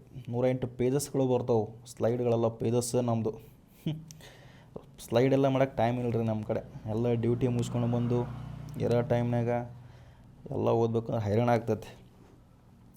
ಅದಕ್ಕೆ ನೀವೇನು ಮಾಡಬೇಕು ಅಷ್ಟು ಮಾಡಿರಿ. ನಾನು ಪ್ರಯತ್ನ ನಾನು ಮಾಡಾಕತ್ತೀನಿ, ಆದ್ರೆ ನಿಮ್ಮ ಪ್ರಯತ್ನ ನೀವು ಮಾಡಿದ್ರಪ್ಪ ಅಂದ್ರೆ ಅಷ್ಟೇ ಸಾಕು ನನಗೆ. ಅದಕ್ಕಿಂತ ಜಾಸ್ತಿ ಏನೂ ಬೇಕಾಗಿಲ್ಲ. ನಿಮ್ಮ ಪ್ರಯತ್ನ ನನಗಿಂತ ಡಬಲ್ ಇರಬೇಕು ನೀವು. ಓಕೆ, ಈಗ ಹೆಂಗಾಯ್ತಂದ್ರೆ ನಾನು ಜಾಸ್ತಿ ಮಾಡೋಂಗಾಗೈತೆ, ನೀವು ಆರಾಮಲ್ಲಿ ಒಂದು ನೋಡಾಕತ್ತೀನಿ, ನಾನು ಒಂದು 2 ನಿಮಿಷ 3 ನಿಮಿಷ ವೀಡಿಯೋ ನೋಡಾಕತ್ತೀರಿ. ಏನು ಮಾಡೋಕ್ಕಾಗಲ್ಲ, ನಾನು ಪ್ರಯತ್ನ ಮಾಡಾಕತ್ತೀನಿ. ನೋಡುವ ಮುಂದೆ. ಋಗ್ವೇದ ಕಾಲದಲ್ಲಿ ಸಭಾ ಮತ್ತು ಸಮಿತಿ ಯಾವುದು ಅಂತೇಳಿ ಕ್ವಶನ್ ಆಗೈತೆ ನೋಡ್ರಿ. ಇದು ಒಂದು ಜನರ ಸಮಿತಿ ಮತ್ತು ಸಂಸ್ಥೆಗಳು. ದೇವಾಲಯನ್ರಿ ಅಲ್ಲ, ನ್ಯಾಯಾಲಯಗಳು ಅಲ್ಲ, ಯುದ್ಧಗಳು ಅಲ್ಲ. ಡೈರೆಕ್ಟ್ ಆನ್ಸರ್ ಓದಾಕತ್ತೀನಿ ಸ್ನೇಹಿತರೆ, ಯಾಕಂದ್ರಪ್ಪ ಅಂದ್ರೆ ನಿಮಗೆ ಈಸಿಯಾಗಿ ಸ್ಪೀಡ್ ಆಗ್ತೈತೆ. ಓಕೆ, ಆಪ್ಷನ್ ನೋಡ್ಕೊಂತ ಓದಾಮಂದ್ರೆ ಅದು ಕೂಡ ಈಸಿ ಆಗ್ತೈತೆ. ನೋಡಮ್ಮ ನೆಕ್ಸ್ಟ್ ಕ್ವಶನ್. ಅಷ್ಟು ಆಪ್ಷನ್ ಥ್ರೋ ಮಾಡ್ಕೊಂಡು, ಯಾಕಂದ್ರೆ ತಲೆಯಲ್ಲಿ ಕುಂದಿರ್ತಾವೆ ಯಾವ್ದು ಆಪ್ಷನ್ ಇಂಪಾರ್ಟೆಂಟ್ ಅಂದ್ರೆ. ಋಗ್ವೇದ ಕಾಲದಲ್ಲಿ ಸಭಾ ಮತ್ತು ಸಮಿತಿ ಯಾವುದು ಅಂದ್ರಪ್ಪ ಅಂದ್ರೆ ಜನರ ಒಂದು ಸಮಿತಿ. ಕರ್ನಾಟಕ ಪೊಲೀಸ್ ಕಾನ್ಸ್ಟೇಬಲ್ ಅಂದ್ರಪ್ಪ ನಮ್ಮದಲ್ಲಿ GPS 2021 RRB ಎಲ್ಲ ಕ್ವಶನ್ ಕೇಳ್ಯಾರ ನೋಡ್ರಿ. ಅದನ್ನು ಋಗ್ವೇದ ಕಾಲದ ಆಡಳಿತ ವ್ಯವಸ್ಥೆಯಲ್ಲಿ ಸಭಾ ಆಯ್ದ ವ್ಯಕ್ತಿಗಳ ಸಮಿತಿ, ಹಿರಿಯರ ಮಂಡಳಿ ಅಂತ ಕರಿತೀವಿ. ಇನ್ನು ಸಾಮಾನ್ಯ ಸಭೆ ಅಂದ್ರಪ್ಪ, ಸಮಿತಿ ಅಂದ್ರಪ್ಪ ಸಾಮಾನ್ಯ ಜನರ ಸಮಿತಿ. ಇವಾಗ ಪ್ರೆಸೆಂಟ್ ವಿಧಾನ ಪರಿಷತ್ತು, ಇದು ವಿಧಾನಸಭೆ ಅಂತ. ಬಹುಶಃ ಇಡೀ ಜನಾಂಗದ ಪ್ರಾತಿನಿಧ್ಯ. ಪ್ರಜಾಪ್ರಭುತ್ವದ ಮೂಲ ಅಂಶವಾಗಿದ್ದವು. ರಾಜನ ಅಧಿಕಾರವನ್ನು ನಿಯಂತ್ರಿಸುವಲ್ಲಿ ಇವು ಪ್ರಮುಖ ಪಾತ್ರ ವಹಿಸಿದ್ದವು. ವಿಧಾತ ಕೂಡ ಮತ್ತೊಂದು ಸಮಿತಿ. ಇದು ನ್ಯಾಯ, ತೆರಿಗೆ, ಯುದ್ಧ ನಿರ್ಧಾರಗಳು ಭಾಗವಹಿಸುತ್ತಿದ್ದವು. ಅಂದರೆ ಅಷ್ಟು ಕೂಡ ನ್ಯಾಯಾಲಯಗಳು ಮತ್ತು ದೇವಾಲಯಗಳು ಎಂಬ ಪರಿಕಲ್ಪನೆ ಇರಲಿಲ್ಲ, ಅವಾಗಿದ್ದಿದ್ದಿಲ್ಲ ನೋಡ್ರಿ. ನೆಕ್ಸ್ಟ್ ಕ್ವಶನ್ ನೋಡಿ ಸ್ನೇಹಿತರೆ. ಯಜುರ್ವೇದದ ಯಾವ ಭಾಗವು ಗದ್ಯ ರೂಪದಲ್ಲಿದೆ? ಯಜುರ್ವೇದದ ಯಾವ ಭಾಗವು ಗದ್ಯ ರೂಪದಲ್ಲಿದೆ ಅಂದರೆ ಸಂಹಿತೆಗಳು ನೋಡ್ರಿ. ಯಾವುದು ಆನ್ಸರ್ ಬಂದ್ರಪ್ಪ ಅಂದ್ರೆ ಸಂಹಿತೆಗಳು. PS 2022 KA ಗ್ರೂಪ್ C 2024 ಕೇಳಿದಂಥ ಪ್ರಶ್ನೆ. ಗದ್ಯ ಸಂಹಿತೆ ಟ್ರಿಕ್ ಬಂದ್ರಪ್ಪ ಅಂದ್ರೆ ಗದ್ಯ ಸಂಹಿತೆ. ಬ್ರಾಹ್ಮಣಗಳು ಬರ್ತಾವ ಇಲ್ಲ, ಅರಣ್ಯಗಳು ಬರ್ತಾವಿಲ್ಲ, ಮೇಲಿನೆಲ್ಲೋ ಬರೋಕ್ಕೆ ಶಾಂತಿ ಇಲ್ಲ. ಸಂಹಿತೆಗಳು. ಯಜುರ್ವೇದದ ಮುಖ್ಯವಾಗಿ ಯಜ್ಞದ ಕ್ರಮಗಳನ್ನು ಗದ್ಯ ಮಂತ್ರಗಳಲ್ಲಿ ವಿವರಿಸಲಾಗಿದೆ. ಯಜುರ್ವೇದ ಅಂದ್ರಪ್ಪ ಗದ್ಯ ನೋಡ್ರಿ, ಇದೊಂದು ತಲೆಗೆ. ಇದರ ಸಂಹಿತೆಗಳಾದ ಶುಕ್ಲ, ಕೃಷ್ಣ, ಶುಕ್ಲ ಅಂದರೆ ಬಿಳಿ, ಕೃಷ್ಣ ಅಂದರೆ ಕಪ್ಪು. ಯಜುರ್ವೇದಗಳು ಗದ್ಯ ಮತ್ತು ಪದ್ಯ ಮಿಶ್ರಣವಾಗಿದ್ದರೂ ಋಗ್ವೇದಕ್ಕಿಂತ ಹೆಚ್ಚಿನ ಗದ್ಯ ಭಾಗವನ್ನು ಹೊಂದಿದೆ. ಬ್ರಾಹ್ಮಣಗಳು ಯಜ್ಞಗಳ ವಿವರಣೆ ನೀಡ್ತದೆ ನೋಡ್ರಿ. ಬ್ರಾಹ್ಮಣಗಳು ಏನು ಮಾಡ್ತಾವಪ್ಪ, ಯಜ್ಞಗಳ ವಿವರಣೆ ನೀಡಿದರೆ ಅರಣ್ಯಕಗಳು ತಾತ್ವಿಕ ಚಿಂತನೆಯಾಗಿದೆ. ಆದರೆ ಯಜುರ್ವೇದದ ಪ್ರಧಾನ ಸ್ವರೂಪ ಗದ್ಯಾತ್ಮಕ ಸಂಹಿತೆಯಾಗಿದೆ. ಋಗ್ವೇದಕ್ಕಿಂತ ಹೆಚ್ಚಿನ ಗದ್ಯ ಭಾಗವನ್ನು ಯಾವ್ದು ಹೊಂದೈತ್ರಿ? ಯಜುರ್ವೇದ ಹೊಂದೈತ್ರಿ. ಯಜುರ್ವೇದದಾಗ ಯಾವುದಂದ್ರೆ ಪರ್ಟಿಕ್ಯುಲರ್ ಆಗಿ ಯಾವುದ್ರಿ? ಸಂಹಿತೆಗಳು. ನೆಕ್ಸ್ಟ್ ಅಥರ್ವವೇದವನ್ನು ಬೇರೆ ಯಾವ ಹೆಸರಿನಿಂದ ಕರೆಯಲಾಗುತ್ತದೆ? ಛಂದೋಗ್ಯ, ಬ್ರಹ್ಮವೇದ, ತಲವಕಾರ, ಶತಾಪಥ. ಬ್ರಹ್ಮವೇದ. ನಿಮ್ಗೆ ಆಲ್ರೆಡಿ ನಾನು ಒಂದು ಇದರಲ್ಲಿ ಹೇಳಿದ್ದೆ, ಇವು 4 ಆಪ್ಷನ್ ಬಗ್ಗೆ ನಿಮ್ಗೆ ಅಟ್ಲೀಸ್ಟ್ ಏನೂ ಗೊತ್ತಿಲ್ಲ, 4 ಲೈನ್ ಆದರೂ ಕೂಡ ಹೇಳುವಂಗೆ ಬರಬೇಕು. ಅವಾಗ ನೀವು ಪರ್ಫೆಕ್ಟಾಗಿ ಎಕ್ಸಾಮಿಗೆ ಓದಿರಂತ ಅರ್ಥ. ಓಕೆನಾ? ಇವಾಗೇ ನನಗೆ ಒಂದು ಸ್ವಲ್ಪ ಭಾಳ ಗ್ಯಾಪ್ ಆಗಿರೋದ್ರಿಂದ, ಸ್ವಲ್ಪ ನಾನು ಭಾಳ ಟಚ್ಚಲ್ಲಿ ಇರೋದ್ರಿಂದ ನನಗೆ ಇದ್ರ ಬಗ್ಗೆ ಸರಿಯಾಗಿ ನೆನಪಾಗ್ತಿಲ್ಲ. ನಾನು ಹೇಳ್ಬಹುದಿತ್ತು. ಓಕೆನಾ? ಆದರೆ ನೆನಪಾಗದೇ ಇರೋದ್ರಿಂದ ನಾನು ಡೈರೆಕ್ಟಾಗಿ ಆನ್ಸರಲ್ಲಿ ಏನಿದೆ ಅದನ್ನಷ್ಟೇ ಫೋಕಸ್ ಮಾಡ್ತಾಯಿದ್ದೀನಿ. ಇವಾಗ ನೀವೇನು ಮಾಡಬೇಕು, ಇದ್ರ ಬಗ್ಗೆ 4 ಲೈನು, ಇದ್ರ ಬಗ್ಗೆ 4 ಲೈನ್, ಇದ್ರ ಬಗ್ಗೆ 4 ಲೈನ್, ಇದ್ರ ಬಗ್ಗೆ 4 ಲೈನ್ ನಿಮಗೆ ಹೇಳೋಂಥ ಎಬಿಲಿಟಿ ಬಂದಾಗ ಮಾತ್ರ ನೀವು ಬೇರೆ ಯಾವುದಾದ್ರೂ ಒಂದು ಅಥವಾ ನಾವು ಓದುವಂಥ ಪರೀಕ್ಷೆನ ಪಾಸ್ ಮಾಡ್ತೀವಿ ಅಂತ ಅರ್ಥ. ನನಗೆ ಗೊತ್ತಿದೆ ಅಂದರೆ ಪರ್ಫೆಕ್ಟಾಗಿ ಗೊತ್ತಿಲ್ಲ ರೀ, ಯಾಕಂದರೆ ಭಾಳ ದಿನ ಗ್ಯಾಪ್ ಆಯ್ತು. ಎಲ್ಲರಿ 2-3 ವರ್ಷ 4 ವರ್ಷ ಗ್ಯಾಪ್ ಆಯಿತು. ಅಷ್ಟಕ್ಕೂ ನಾನು ಕ್ಲಾಸ್ ಮಾಡೋದು ಕೂಡ ಕಡಿಮೆ ಮಾಡಿದ್ದೀನಿ. ಯಾಕಂದರೆ ಇವಾಗ ನನ್ನ ಫೋಕಸ್ ಎಲ್ಲ KSET ಆ್ಯಂಡ್ ಅಸಿಸ್ಟೆಂಟ್ ಪ್ರೊಫೆಸರ್. ಅದಕ್ಕೋಸ್ಕರ ನಾನು ಕ್ಲಾಸ್ ಮಾಡಿದ್ದಿಲ್ಲ ಇಷ್ಟು ದಿನ ಆದರೂ ಕೂಡ. ಇದು ಒಂದೇ ರೀಸನ್. ಆ ಕಡೆ ತಯಾರಿ ನಡೆಸ್ತಾ ಇದ್ದೀನಿ. ಮತ್ತು ಇದು ಕೂಡ ಯಾಕಂದರೆ ನನ್ನ ನಂಬಿಕೊಂಡು ಎಷ್ಟೋ ಜನ ಇದ್ದೀರಿ. ನಂಬ್ಕೊಂಡಿದ್ದೀರಿ ಅಂದರೆ ನನ್ನ ಒಂದು ವೀಡಿಯೋಗೋಸ್ಕರ ವೇಟ್ ಮಾಡ್ತಿದ್ದೀರ ಅಂತ ಅರ್ಥ. ಮತ್ತು ಇದೂ ಏನು ಅಂದ್ಕೊಳಕ್ಕೆ ಹೋಗ್ಬೇಡ್ರಿ. ಅದಕ್ಕೋಸ್ಕರ ನಿಮಗೆ ಮೋಸ ಮಾಡಬಾರ್ದು. ಎಷ್ಟು ಸಾಧ್ಯ ಆಗುತ್ತೋ ಅಷ್ಟು ಮಾಡಿಬಿಡೋಣ ಅಂತಂದೇಳಿ ಕ್ಲಾಸಸ್ನ ಸ್ಟಾರ್ಟ್ ಮಾಡಿದ್ದೇನೆ. ಓಕೆನಾ? ಅಥರ್ವವೇದವನ್ನು ನಾವು ಏನಂತ ಕರಿತೀವಿ? ಬ್ರಹ್ಮವೇದ ಅಂತ ಕರಿತೀವಿ ರೀ. ಈ ನೆಕ್ಸ್ಟ್ ಓದ್ತೀನಿ ನೋಡಿರಿ. ಅಥರ್ವವೇದವನ್ನು ಮೊದಲಿಗೆ ಅಥರ್ವಾಂಗಿರಸ ಎಂದು ಕರೆಯಲಾಗುತ್ತಿತ್ತು. ನಂತರ ಬ್ರಹ್ಮವೇದ ಎಂದು ಹೆಸರು ಬಂತು.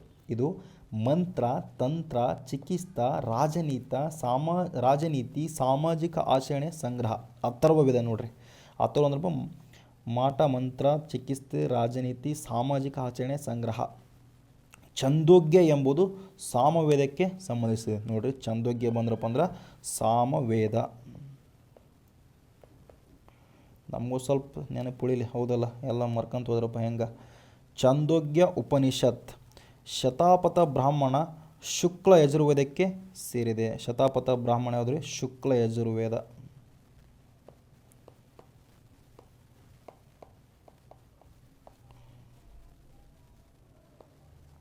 ಟೈಮ್ ಇಲ್ಲ, ಸೊ ಏನು ಮಾಡೋಕ್ಕೆ ಬರಲ್ಲ. ನೆಕ್ಸ್ಟ್ ನೋಡೋಣ. ನೆಕ್ಸ್ಟ್ ರೀ, ತಲವಕಾರ ಎಂಬುದು ಸಾಮವೇದದ ಒಂದು ಶಾಖೆ. ತಲವಕಾರ ಎಂಬುದು ಸಾಮವೇದದ ಒಂದು ಶಾಖೆ. ನೀವೇನು ಮಾಡ್ಬೇಕಂದ್ರೆ ಈ ಥರ ಓದುವಾಗ ಆಟೋಮೆಟಿಕ್ ಪಾಯಿಂಟ್ಸ್ ಬಂದುಬಿಡ್ಬೇಕು ಅವು. ಓಕೆನಾ? ನೆಕ್ಸ್ಟ್ ನೋಡ್ರಿ, ವಾಜಪೇಯ ಮತ್ತು ರಾಜಸೂಯ ಯಾಗಗಳನ್ನು ಯಾವ ವೇದ ಕಾಲದಲ್ಲಿ ಪ್ರಾಧಾನ್ಯತೆ ಪಡೆದಿದ್ದವು? ವಾಜಸೂಯ ಮತ್ತು ರಾಜಸೂಯ ಯಾಗಗಳು ಯಾವ ವೇದ ಕಾಲದಲ್ಲಿ ಪ್ರಾಧಾನ್ಯತೆ ಪಡೆದನಪ್ಪ ಅಂದ್ರೆ ಉತ್ತರ ವೇದ ಕಾಲದಲ್ಲಿ ಪ್ರಾಧಾನ್ಯತೆ ಪಡೆದ ನೋಡ್ರಿ. ವಾಜಪೇಯ ಮತ್ತು ರಾಜಸೂಯ ಋಗ್ವೇದದಲ್ಲಿ ಇಲ್ಲ, ಸಿಂಧು ನಾಗರಿಕತೆ ಎಲ್ಲ, ಮೌರ್ಯ ಕಾಲ. ಆಪ್ಷನ್ ಥ್ರೂ ಎಲಿಮಿನೇಟ್ ಮಾಡ್ಬೋದು. ಸರಿಯಾದ ಉತ್ತರ ಋಗ್ವೇದ ಕಾಲದಲ್ಲಿ. ಋಗ್ವೇದ ಕಾಲದಲ್ಲಿ ಯಾಗಗಳು ಸರಳವಾಗಿದ್ದವು. ಆದರೆ ಉತ್ತರ ವೇದ ಕಾಲದಲ್ಲಿ ಕ್ರಿಸ್ತಪೂರ್ವ 1000-16 ನಡುವೆ ರಾಜಸೂಯ ಯೋಗ ರಾಜ್ಯಾಭಿಷೇಕ ಮತ್ತು ವಾಜಪೇಯ ಯೋಗ ಶಕ್ತಿ ಅಥವಾ ಅನ್ನದ ಸಮೃದ್ಧಿಗಾಗಿ. ವಾಜಪೇಯ ಯಾಗ ಮಾಡೋದು ಶಕ್ತಿ ಅಥವಾ ಅನ್ನದ ಸಮೃದ್ಧಿಗಾಗಿ. ಅಶ್ವಮೇಧ ಯಾಗ ಮಾಡಿದ್ರಿ ಕುದುರೆ ಯಾಗ ಮೊದಲಾದ ಬೃಹತ್ ಯಾಗಗಳು ರಾಜನ ಅಧಿಕಾರವನ್ನು ಪ್ರದರ್ಶಿಸಲು ಮತ್ತು ಬಲಪಡಿಸಲು ರೂಢಿಗೆ ಬಂದವು. ಶತಾಪಥ ಬ್ರಾಹ್ಮಣರಲ್ಲಿ ಇವುಗಳ ವಿಸ್ತೃತ ವಿವರಣೆ ಇದೆ. ಯಾವುದ್ರಿ? ಶತಾಪಥ ಬ್ರಾಹ್ಮಣದಲ್ಲಿ. ಇದು ಉತ್ತರ ವೇದ ಕಾಲದ ಸಂಕೀರ್ಣ ಸಾಮಾಜಿಕ ರಾಜಕೀಯ ವ್ಯವಸ್ಥೆಯಾಗಿದೆ. ಇದ್ರ ಬಗ್ಗೆ ನಮಗೆ ಗೊತ್ತಿರಬೇಕು. ಇದೆಲ್ಲ ಇನ್ಫಾರ್ಮೇಷನ್ ಇರೋದ್ರಿ ಶತಾಪಥ ಬ್ರಾಹ್ಮಣ. ಶತಾಪಥ ಬ್ರಾಹ್ಮಣ. ಓಕೆನಾ? ನೆಕ್ಸ್ಟ್ ಕ್ವಶನ್ ರೀ, ಯಾವ ವೇದದಲ್ಲಿ ಮೊಟ್ಟ ಮೊದಲ ಬಾರಿಗೆ ರಾಷ್ಟ್ರ ಎಂಬ ಶಬ್ದ ಕಾಣಿಸುತ್ತದೆ? ನೋಡ್ರಿ, ರಾಷ್ಟ್ರ ಇಂಪಾರ್ಟೆಂಟ್ ಕ್ವಶನ್. ಅಥರ್ವ ವೇದದಲ್ಲಿ ನೋಡ್ರಿ. ಯಾವುದ್ರಿ? ಅಥರ್ವ ವೇದದಲ್ಲಿ. GPST 2023 ಮತ್ತು FD 2021ರಲ್ಲಿ ಕೇಳಿದಂಥ ಪ್ರಶ್ನೆ ಇದು. ಋಗ್ವೇದದಲ್ಲಿ ಜನ ಅಥವಾ ತಂಡ ಪದದ ಬಳಕೆಯಾಗಿದ್ದರೆ, ಒಂದು ಸೆಕೆಂಡ್, ಇದು ಪದೇ ಪದೇ PDF ಸೇವ್ ಆಗ್ತೈತಿ. ಓಕೆ, ಇನ್ನು ನೆಕ್ಸ್ಟ್, ರಾಷ್ಟ್ರ ಪದವು ಮೊದಲ ಅಥರ್ವ ವೇದದಲ್ಲಿ ಪ್ರಾಯೋಗಿಕವಾಗಿದೆ. ಯಾವುದ್ರಿ? ಅಥರ್ವ ವೇದದಲ್ಲಿ. ಇದು ಪ್ರಾದೇಶಿಕ ಗುರುತಿನೊಂದಿಗೆ ಶಾಶ್ವತ ಆಡಳಿತ ಘಟಕದ ಕಲ್ಪನೆ ವಿಕಾಸವನ್ನು ತೋರಿಸುತ್ತದೆ. ಉಳಿದ ವೇದಗಳಲ್ಲಿ ನಂತರದ ಪ್ರತಿಮೆಗಳಲ್ಲಿ ಕಾಣಿಸಿಕೊಂಡರೂ ಅಥರ್ವ ವೇದವೇ ಮೊದಲ ಉಲ್ಲೇಖ. ಓಕೆನಾ? ನೆಕ್ಸ್ಟ್ ಕ್ವಶನ್ ನೋಡ್ರಿ, ಉತ್ತರ ವೇದ ಕಾಲದಲ್ಲಿ ಬಳಕೆಗೆ ಬಂದ ಹೊಸ ಲೋಹ ಯಾವುದು? ಉತ್ತರ ವೇದ ಕಾಲದಲ್ಲಿ ಬಳಕೆಗೆ ಬಂದ ಹೊಸ ಲೋಹ ಯಾವುದಂದ್ರಪ್ಪ ಅಂದರೆ ಕಬ್ಬಿಣ. ಸರಿಯಾದ ಉತ್ತರ ಕಬ್ಬಿಣ ಅಥವಾ ಶ್ಯಾಮ್ ಅಯಸ್ ಅಂತ ಕರಿತೀವಿ. ಆದರೆ ಸಿಂಧೂ ನಾಗರಿಕತೆ ಜನರಿಗೆ ಗೊತ್ತಿರದೇ ಇರುವ ಲೋಹ ಬಂದ್ರಪ್ಪ ಅಂದ್ರೆ ಕಬ್ಬಿಣ. ಹಿಂದೆ ನಾನು ಡಿಸ್ಕಸ್ ಮಾಡಿದ್ದೆ. ಋಗ್ವೇದ ಕಾಲದಲ್ಲಿ ತಾಮ್ರ, ಕಂಚು ಅಯಸ್ ಅಂತ ಕರಿತೀವಿ, ಬಳಕೆಯಲ್ಲಿತ್ತು. ಕ್ರಿಸ್ತಪೂರ್ವ 1000ರ ಸುಮಾರಿಗೆ ಕಬ್ಬಿಣದ ಬಳಕೆ ಪ್ರಾರಂಭವಾಯಿತು. ವೇದಗಳಲ್ಲಿ ಇದನ್ನು ಶ್ಯಾಮ್ ಅಯಸ್, ಕಪ್ಪು ಲೋಹ ಅಥವಾ ಕೃಷ್ಣ ಅಯಸ್ ಎಂದು ಕರೆಯಲಾಗಿದೆ. ಕಬ್ಬಿಣದ ಆಯುಧಗಳು ಕೃಷಿಗೆ ವಿಸ್ತರಣೆ ಮತ್ತು ದಟ್ಟ ಕಾಡುಗಳನ್ನು ಕಡಿಯಲು ಸಹಾಯ ಮಾಡಿದವು. ಇದರ ಉತ್ತರ ವೇದ ಕಾಲದ ಗಂಗಾ ಬಯಲಿನ ವಸಾಹತು ವಿವರಣೆಗೆ ಪ್ರಮುಖ ಕಾರಣವಾಯಿತು. ಅಂದ್ರೆ ಕಬ್ಬಿಣದಿಂದ ಗಂಗಾ ಬಯಲಿನಲ್ಲಿ ಜನರು ಸ್ಥಿರವಾಗಿ ಅಲ್ಲೇ ನಿಲ್ಲಕ್ಕದ ಅನುಕೂಲ ಆಗ್ತೈತೆ ರೀ. ನೆಕ್ಸ್ಟ್ ಕ್ವಶನ್ ನೋಡ್ರಿ, ಸತ್ಯಮೇವ ಜಯತೆ ಎಂಬುದು ಯಾವ ಉಪನಿಷತ್ತಿನಿಂದ ತೆಗೆದುಕೊಳ್ಳಲಾಗಿದೆ? ಇದಂತೂ PC ಗೆ ಸಿಕ್ಕಾಪಟ್ಟೆ, PS ಗೆ ಸಿಕ್ಕಾಪಟ್ಟೆ, ಇಲ್ಲಿ ಮೆನ್ಷನ್ ಆಗಿಲ್ಲ. ಸರಿಯಾದ ಉತ್ತರ ಮುಂಡಕ ಉಪನಿಷತ್. ಯಾವುದ್ರಿ? ಸತ್ಯಮೇವ ಜಯತೆ ಮುಂಡಕ ಉಪನಿಷತ್. ಸತ್ಯಮೇವ ಜಯತೆ ನಾತೃನಂ ಎಂಬ ಮಂತ್ರ ಮುಂಡಕ ಉಪನಿಷತ್ತಿನಿಂದ ಇವತ್ತು ನೋಡ್ರಿ 1.6ರಿಂದ ಆಯ್ದದ್ದು. ಇದು ಅಥರ್ವ ವೇದಕ್ಕೆ ಸೇರಿದ ಉಪನಿಷತ್. ಯಾವುದ್ರಿ? ಅಥರ್ವ ವೇದಕ್ಕೆ ಸೇರಿದ ಉಪನಿಷತ್. ಭಾರತದ ರಾಷ್ಟ್ರೀಯ ಚಿಹ್ನೆಯ ಕೆಳಗೆ ಈ ಒಂದು ವಾಕ್ಯವನ್ನು ಕೆತ್ತಲಾಗಿತ್ತು ನೋಡ್ರಿ, ಸತ್ಯಮೇವ ಜಯತೆ. ಈಶಾವಾಸ್ಯ ಅಂದ್ರಪ್ಪ ಅಂದ್ರೆ ಇದು ಯಜುರ್ವೇದಕ್ಕೆ ಸಂಬಂಧಪಟ್ಟತಿ. ಕಟ ಬಂದರೆ ಯಜುರ್, ಕೃಷ್ಣ ಯಜುರ್ವೇದಕ್ಕೆ ಸಂಬಂಧಪಟ್ಟತಿ. ಕೇನ ಬಂದರೆ ಸಾಮವೇದಕ್ಕೆ ಸಂಬಂಧಪಟ್ಟತಿ. ಇದು ಬೇರೆ ಉಪನಿಷತ್ತುಗಳು, ಆದ್ದರಿಂದ ಬಿ ಸರಿಯಾಗಿದೆ. ನೆಕ್ಸ್ಟ್ ಕ್ವಶನ್, ಪ್ರಾಚೀನ ವೇದ ಕಾಲದಲ್ಲಿ ನದಿ ಸರಸ್ವತಿ ಈಗ ಯಾವ ನದಿಯೊಂದಿಗೆ ಹೋಲಿಸಲ್ಪಟ್ಟಿದೆ? ಸರಸ್ವತಿ ನದಿಯನ್ನು ಈ ಪ್ರಸ್ತುತ ಯಾವ ನದಿ ಕರಿತಾರೆ ಅಂತ. ಘಗ್ಗರ್ ಅಥವಾ ಹಾಕ್ರಾ. ಸರಿಯಾದ ಉತ್ತರ ಘಗ್ಗರ್ ಅಥವಾ ಹಾಕ್ರಾ. ಇದು ನ್ಯೂಸಲ್ಲಿ ಇತ್ತು ನೋಡ್ರಿ. ಈ ಸರಿ ಕ್ವಶನ್ ಆಗುವಂಥ ಚಾನ್ಸಸ್ ಐತಿ. ಯಮುನಾ ನದಿ ಅಲ್ಲ, ಗೋದಾವರಿ ಅಲ್ಲ, ನರ್ಮದಾ ಅಲ್ಲ, ಘಗ್ಗರ್ ಮತ್ತು ಹಾಕ್ರಾ. ಋಗ್ವೇದದಲ್ಲಿ ಅತ್ಯಂತ ಪವಿತ್ರ ಹಾಗೂ ಪ್ರಮುಖ ನದಿಗಳಲ್ಲಿ ಸರಸ್ವತಿಯನ್ನು ವರ್ಣಿಸಲಾಗಿದೆ. ಉಪಗ್ರಹದ ಚಿತ್ರಗಳು, ಭೂವೈಜ್ಞಾನಿಕ ಅಧ್ಯಯನಗಳು ಸರಸ್ವತಿ ನದಿಯು ಈಗಿನ ಘಗ್ಗರ್ ಮತ್ತು ಹಾಕ್ರಾ ಹರಿವಿನಿಂದ ಪ್ರದೇಶದಲ್ಲಿ ಹರಿಯುತ್ತಿದ್ದು ನಂತರ ಬತ್ತಿ ಹೋಯಿತೆಂದು ತೋರುತ್ತದೆ. ಸಿಂಧು ಮತ್ತು ಯಮುನಾ ನಡುವಿನ ಪ್ರದೇಶದಲ್ಲಿ ಹರಿಯುತ್ತಿತ್ತು. ಓಕೆನಾ. ನೆಕ್ಸ್ಟ್ ನೋಡ್ರಿ, ಋಗ್ವೇದ ಕಾಲದ ಆರ್ಥಿಕತೆಯ ಮುಖ್ಯ ಆಧಾರ ಯಾವುದಾಗಿತ್ತು? ನೋಡ್ರಿ, ಇದೇ ಕ್ವಶನ್ ಅಲ್ಲಿ ಹರಪ್ಪ ನಾಗರಿಕತೆಯಲ್ಲಿ ಹರಪ್ಪದ ಯಾವುದ್ರಿ ಆರ್ಥಿಕ ಕೃಷಿ ಯಾವುದ್ರಿ? ಹರಪ್ಪ ಅವ್ರದ್ದು ಕೃಷಿ ಆಗಿದ್ರಪ್ಪ ಅಂದ್ರೆ ಇವ್ರದ್ದು ಪಶುಪಾಲನೆ. ಸೊ ಅದನ್ನು ಇನ್ನು ಕೇಳಾರೆ ಕ್ವಶನ್. KS 2020, FD 2020, SSC 22 ಮತ್ತು 2020 SHSL 2023 ಕೇಳಿದಂಥ CHSL ಇದು. ಓಕೆ, ಕೇಳಿದಂಥ ಪ್ರಶ್ನೆ, ಋಗ್ವೇದ ಕಾಲದ ಜನರು ಅಲೆಮಾರಿ ಜೀವನ ನಡೆಸುತ್ತಿದ್ದರು. ಅದಕ್ಕೋಸ್ಕರ ಗೋವುಗಳೇ ಪ್ರಮುಖ ಸಂಪತ್ತಾಗಿದ್ದವು. ಗವಿಷ್ಠಿ ಅಂದರೆ ಗೋವಿಗಾಗಿ ಹೋರಾಟ. ಇದು ಕೂಡ ಕ್ವಶನ್ ಆಗೈತಿ. ಗೋಮತ್ ಎಂದರೆ ಶ್ರೀಮಂತ. ಗೋಮತ್ ಶ್ರೀಮಂತ ಅಥವಾ ಗೋಮಂತ್ರ ಅಂತ ಈಗ ಗೋಮತ್ ಅಂದರೆ ಶ್ರೀಮಂತ. ಕೃಷಿಯ ಪರಿಚಯವಿದ್ದರೂ ಅದು ಅಷ್ಟಕ್ಕಷ್ಟೇ ಇತ್ತು, ಅದು ಗೌಣ. ಉತ್ತರ ವೇದ ಕಾಲದಲ್ಲಿ ಕೃಷಿಯು ಕಬ್ಬಿಣದ ನೇಗಿಲಿನಿಂದ ಪ್ರಧಾನವಾಯಿತು. ಯಾವಾಗ್ರಿ? ಕಬ್ಬಿಣದಿಂದ ಯಾವಾಗ ಆವಿಷ್ಕಾರ ಆಗ್ತಾರೋ ಆವಾಗಲಿಂದ ಇದು ಫುಲ್ಲು ಹೆಚ್ಚಿಗೆ ಆಗ್ತೈತೆ ರೀ. ವಾಣಿಜ್ಯವು ಇನ್ನೂ ಸಂಪೂರ್ಣವಾಗಿ ಅಭಿವೃದ್ಧಿ ಆಗಿರಲಿಲ್ಲ. ಎಲ್ಲ ಕ್ವಶನ್ ಆಗ್ತಾವ. ನೀವು ಸುಮ್ಮನೆ 5 ನಿಮಿಷ ನೋಡಿ ಸ್ಕಿಪ್ ಮಾಡಿ ಮತ್ತೆ ಇನ್ನೊಂದು ಯಾವುದೋ ಒಂದು ನೋಡೋದು, IPL ನೋಡೋದು, ಸಾಯಂಕಾಲ ಆದ್ರಪ್ಪ ಸೀರಿಯಲ್ ನೋಡೋದು ಎಲ್ಲ ಬಿಟ್ಟುಬಿಡ್ರಿ. ಇವು ಯಾವುದು ಎಕ್ಸಾಮಿಗೆ ಬರೋಲ್ಲ, ನೀವು ಯಾವುದು ಜೀವನ ರೂಪ ಮಾಡಲ್ಲ. ಓಕೆ, ನಾನು ಬೆಕ್ಕದೆ ಎಂಜಾಯ್ ಮಾಡ್ಬೋದಿತ್ತು. ಇವತ್ತೆಲ್ಲ ಸಂಡೇ ಎಲ್ಲ ಪಾರ್ಟಿ ಅದು ಇದು ಏನೋ ಮಾಡ್ಬೋದಿತ್ತು. ಆದ್ರಪ್ಪ ಅಂದ್ರೆ ನಾನು ಎಲ್ಲ ಬಿಟ್ಟು ಇದಕ್ಕೆ ನಿಂತೀನಂದ್ರೆ ತಿಳ್ಕೊಳ್ರಿ, ನನಗೇನು ಇದರಿಂದ ಆಗಬೇಕಾಗಿಲ್ಲ. ನನಗೇನಾಗಬೇಕು, ಜಸ್ಟ್ ಏನೋ ಒಂದು ಮಾಡಾಕತ್ತೀನಿ, ಅದು ಎಷ್ಟು ಮಟ್ಟಿಗೆ ನಿಮ್ಮ ತಲುಪಲಿ. ನಾನು ಮಾಡೋವಷ್ಟು ನೀವು ಒಂದು ಡಬಲ್ ಮಾಡ್ಬೇಕು. ನೀವು ಏನು ಮಾಡಾಕತ್ತೀರೋ ನಿಮಗೆ ಗೊತ್ತಿರ್ತೈತಿ. ಎಲ್ಲ ನಿಮ್ಮ ಕೈಯಾಗೈತಿ. ನಮ್ಮ ಕಡೆ ಒಂದು ಗಾದೆ ಹೇಳ್ತಾರೆ, ಕುಂಬಳಕಾಯಿ ನಿನ್ನ ಕೈಯಾಗೈತಿ, ಕುಳಗಲು ನಿನ್ನ ಕೈಯಾಗೈತಿ, ಅದನ್ನು ಕಡ್ದರ ಕಡಿ ಉಳಿಸ್ಯಾರ ಉಳಿಸು. ನೋಡಿರಿ, ಓದ್ತೀರಿ ಏನು ಮಾಡ್ತೀರಿ ನೋಡಿರಿ. ಯಾರಿಗೆ ಮೋಸ ಮಾಡಿದ್ರೆ ಅಪ್ಪ ಅವ್ಗೆ ಮಾತ್ರ ಮೋಸ ಮಾಡೋಕ್ಕೆ ಹೋಗ್ಬೇಡ್ರಿ. ನಿಮ್ಮ ಕೈ ಮುಗಿತೀನಿ. ಆಗಲ್ಲ ಅಂದ್ರಪ್ಪ ಅಂದ್ರೆ ಇವತ್ತು ಹೋಗಿ ಯಾವುದಾರ ಒಂದು ಕೆಲಸ ಮಾಡಿರಿ. ಅದು ಬಿಟ್ಟು ಅಪ್ಪ ಅವನ ಹೆಸರು ಹೇಳಿ ನೀವು ಅಲ್ಲಿ ಓದ್ತೀನಿ ಅಂತಂದು ಹೇಳಿ ಇವೆಲ್ಲ ಬೇಡ. ಜೀವನದಾಗ ಮುಂದೆ ಭಾಳ ಸಫರ್ ಪಡ್ತೀರಿ ನೀವು. ಜೀವನ ಇಷ್ಟೇ ಅಲ್ಲ, ದೊಡ್ಡದೇ ಇದೆ ಜೀವನ. ನೀವು ಅಂದ್ಕೊಂಡಿರ್ಬೋದು 4 ತಾಸು ಓದಿ 8 ತಾಸು ಓದಿ ಮತ್ತು 8 ತಾಸು ಮಕ್ಕಂತ. ನೆವರ್. ಓಕೆ, ಸ್ವಲ್ಪ ಲಕ್ಷ ಇಟ್ಕೊಂಡು ಕೆಲಸ ಮಾಡಿರಿ. ವಿಶ್ವದ ಪುರಾಣ ಸಾಕು. ಫಸ್ಟ್ ನೋಡ್ರಿ, ವಿಶ್ವದ ಮೂಲ ಸತ್ಯ ಒಂದೇ. ಜ್ಞಾನಿಗಳು ಅದನ್ನು ವಿವಿಧ ಹೆಸರಿಂದ ಕರೆಯುತ್ತಾರೆ.